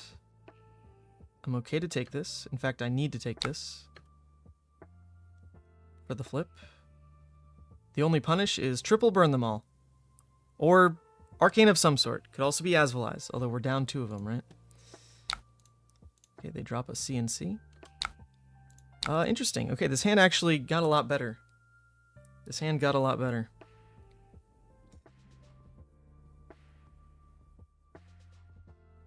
Huh. Well, we didn't have to give up the Endless Maw. The risk of pretending that we flip on the next turn, though, is 2 sources of Arcane. Which you've seen it burn them all. We've seen an Asvali. We've seen the other Asvali here. So there's only 3 left in deck. They'd have to see 2 of them on the next hand in particular. And we know they didn't have one on this hand or they would have dropped it. Because they did swing with the dragon. So maybe we are clear to not need to flip next turn. We'll see. We'll see.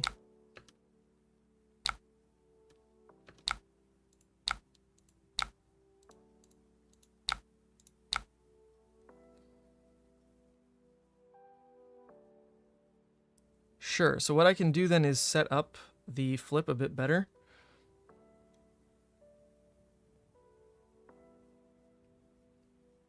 For next turn, if I go Endless Maw into Swing Big, I mean, I'm going to roll for that as well. Endless Maw, roll, because I could drop Ghostly and Swing Big, which would be nuts. Hope that that kind of takes their full hand, because they need to respect the potential of just eating all this damage, right? Obviously, if the Scabs hits, the Ghostly goes here, not face, though, which is still a big deal. Come on, Scabbies. Not another one. You already rolled a 1.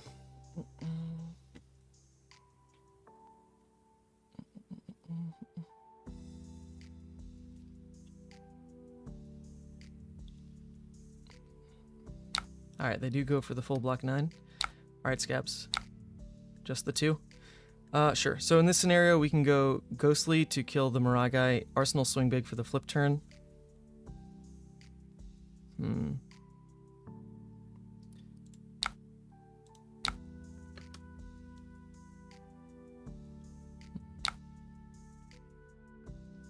Now we're at 6, though, from 1 more banish. It was the Ram Raider and Carrion Husk. Sure.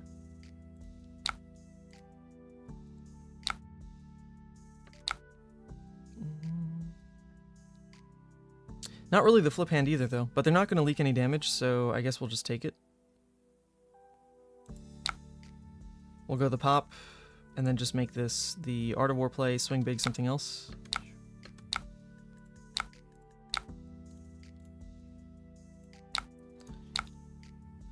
So we can Swing Big, Claw, Arsenal the Blood Rush. Seems pretty good.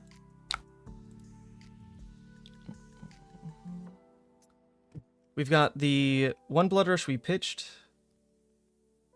one that's going to be an arsenal, and then one we haven't seen, and they're at 20. Feels pretty healthy. Feels pretty healthy.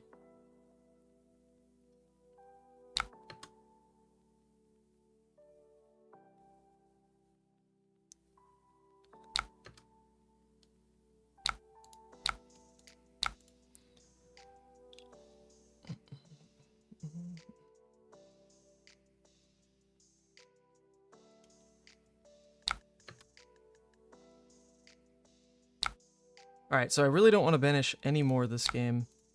I really want this turn to be the flip, which actually, basically it has to be. It has to be the flip on this turn, because we're under threat of the burn them alls now. So we pop this, my turn is just swing big into flip. We guarantee that we're going into a Blood Rush turn with triple dreads in play. Seems pretty good.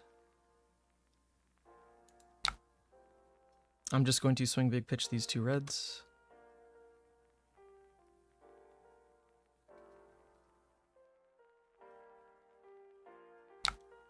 And this goes face. Okay, pretty happy. The next turn, in theory, with the right blues, is going to be 26 damage. We just need to do that like twice, and we win. A little higher life than last time, but the difference now is there are still 3 Blood Rushes that we could play. Just running out of time to actually flip here because I don't want more in the deck. I really wanted to flip kind of like right here was the cutoff, because we'd already hit the 3 dreads. That's all you need. That's all you need. Oh, don't tell me it's another 2 defense reacts. Okay, it's not. They took 4. Yes. There goes not a Blood Rush. Nice. Okay, that is a Blood Rush hand. This looks pretty okay.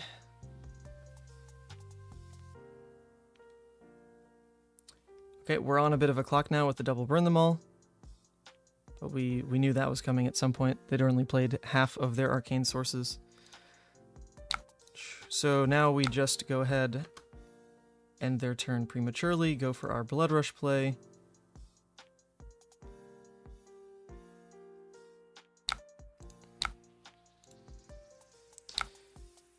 Oh, we drew the goddamn Ram Raider. The Ram Raider. Okay, this is fine. This hand still pays for... do we have an Endless Maw? We don't have an Endless Maw. So we can either make it just 18 damage, arsenal the Ram Raider, in theory, just for more go again. Or we can just instead pivot to the Dread Screamer into Savage Feast, discard the Ram Raider. But actually the Ram Raider is kind of fine at this point in the game. We just do need more go again. So I don't hate that. Just Mandible Claw into the Mark of the Beast.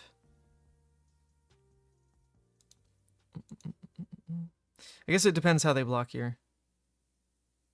Well, they only blocked with 1 real card. Defense React might change something. But if they're looking like they actually try to keep an aggressive push, then we'll pivot and just make it the Claw into Savage Feast play. That is okay. End up being 21, which is fine. 21 is good. Yeah, this isn't the worst arsenal now, but we're still gonna give it up. Unless, can the Dread miss? The Dread has 1, 2, 3, 4, 5 misses. Not super likely. If that is what happens, though, it does hurt the turn. Definitely, definitely.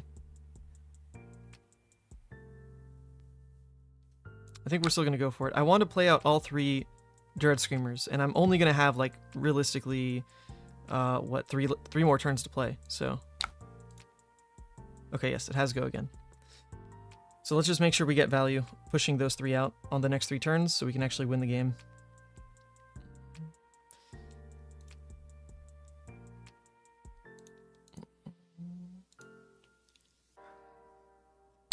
Alright, they go for the full block there. Oh! Beautiful. Beautiful. Alright, so if we counted exactly where the 3rd Blood Rush is, I would know whether or not we're banishing it, but we didn't count. I think I pitched it like 3 turns ago. Oh, beautiful Blood Rush hand. I can burn out the barraging. Not a big deal. I obviously don't like want to pop, I guess. Can I get away with popping? Does it really matter if I keep the extra red? I guess the fact of the matter is I can just take the damage, so I might as well. I can take the damage. They play Sigil. Has go again. They can't present lethal on this last attack. If it's a 0 for 4, I'll just do that. It's not. Okay, we burn the barraging. We play out another Blood Rush. Doomsday is playable, baby. It's coming back. It's all coming back. So now we do the 26 damage play. Actually, it's more because of the barraging. Fantastic.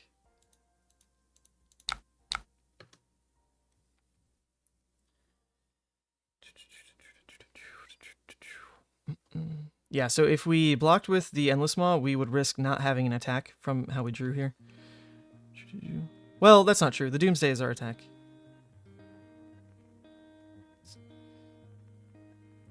If they block with 2 cards, then I'm just going to pulping. Wait, does that make sense? Over the claw? No. Well, yeah, it's guaranteed go again in a way versus pulling out the Dread because the Dread does have all these misses. Oh boy.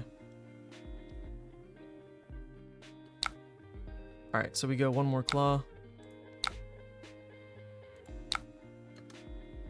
Into the Dread Doomsday.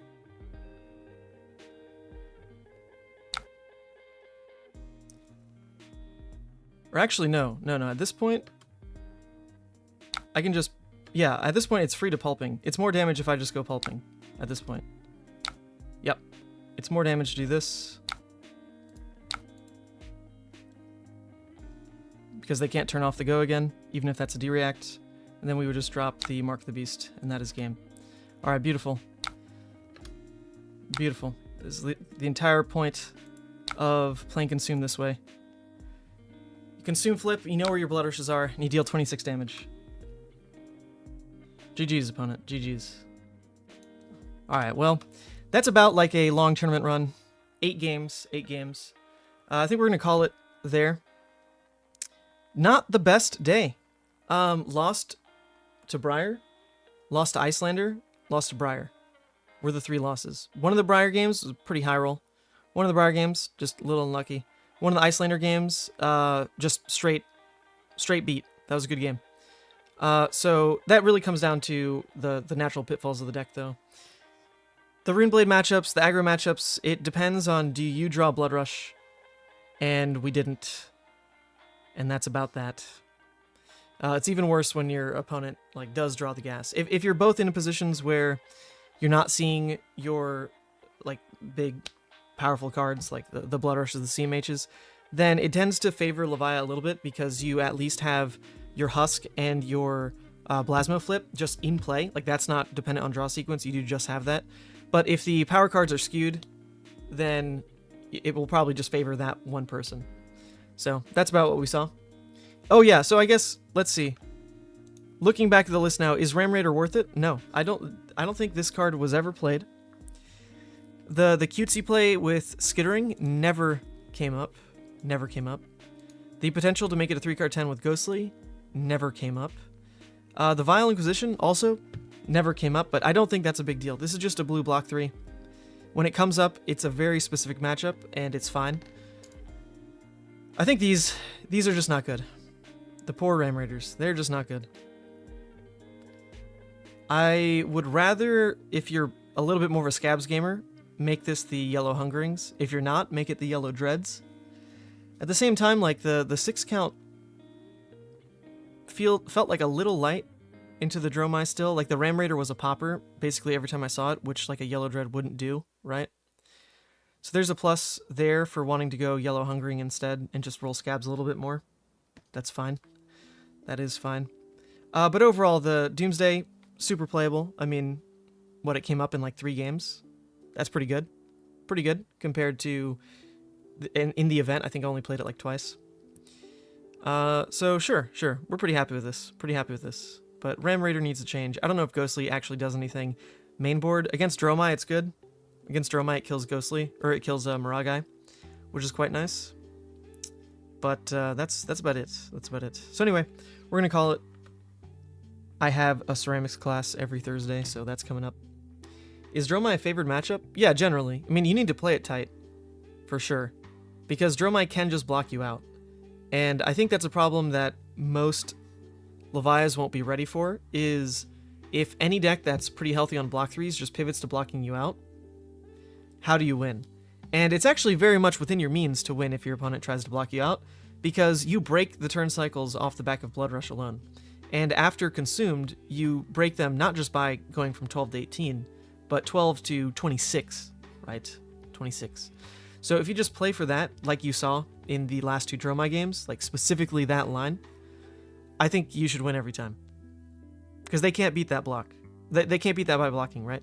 Anytime they take damage otherwise, which they are going to do, because you can catch them on like enough 2 blocks, you can also just, I mean, if they truly block with every single card in their deck, they have no win con either. They need to be doing something. It's generally dropping the Rakes, generally dropping the Asvalize, the Burn Them Alls, try to make that their game plan.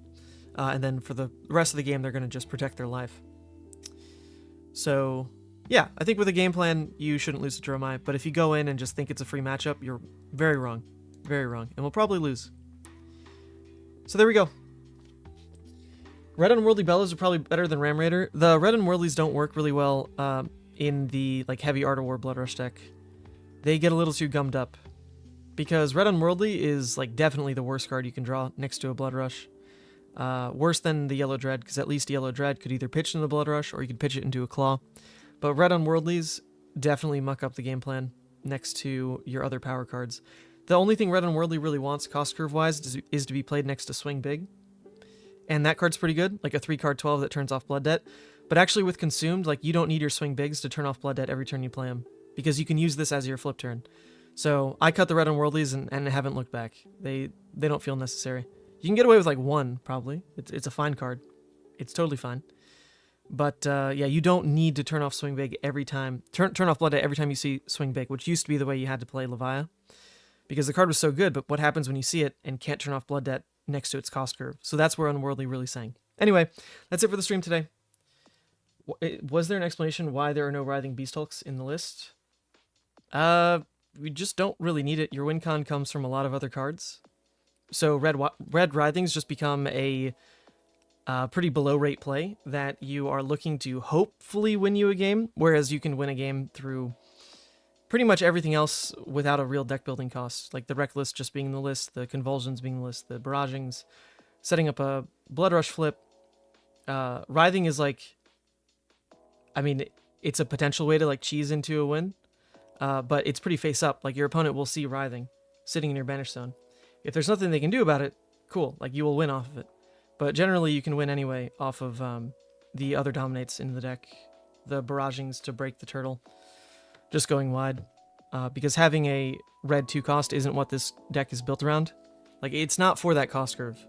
This deck is not like the double howl list. It's not the roll every turn for Ghostly list. You don't actually care about having a 2 cost as like your base curve. You care about the go against sources and dropping the 1 cost. I think there's a cost included, being the amount of cards that can banish from graveyard early. I run into this scenario a couple times playing banishers. You're saying that that's one of the reasons to not play it? Because I would agree on that front. This list doesn't actually banish from graveyard that much. That's why in the aggro matches, we're flipping at like 4 to 5 Blood Debt, and that's about it. Because your banishers are really this package right here, and then you can force something in with either the Mark of the Beast or the Art of War. But otherwise, it's like just this as your banishers. So you're not really like ramping up your Blood Debt too high. You're just building up for the good cards that you actually want to play. And then that's it.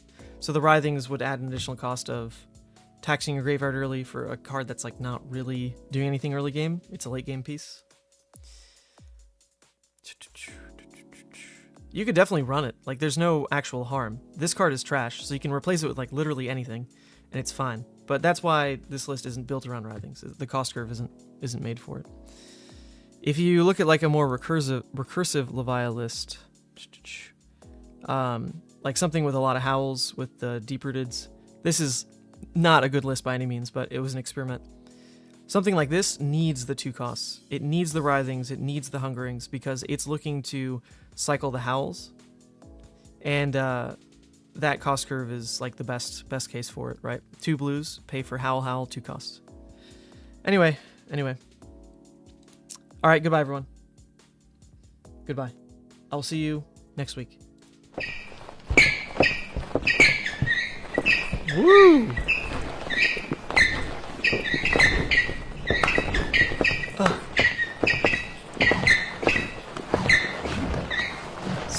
Step, arms, spin.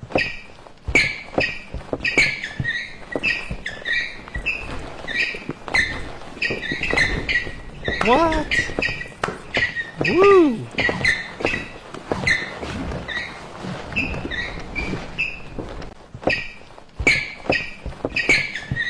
And slide and tango. 1, 2, 1, 2.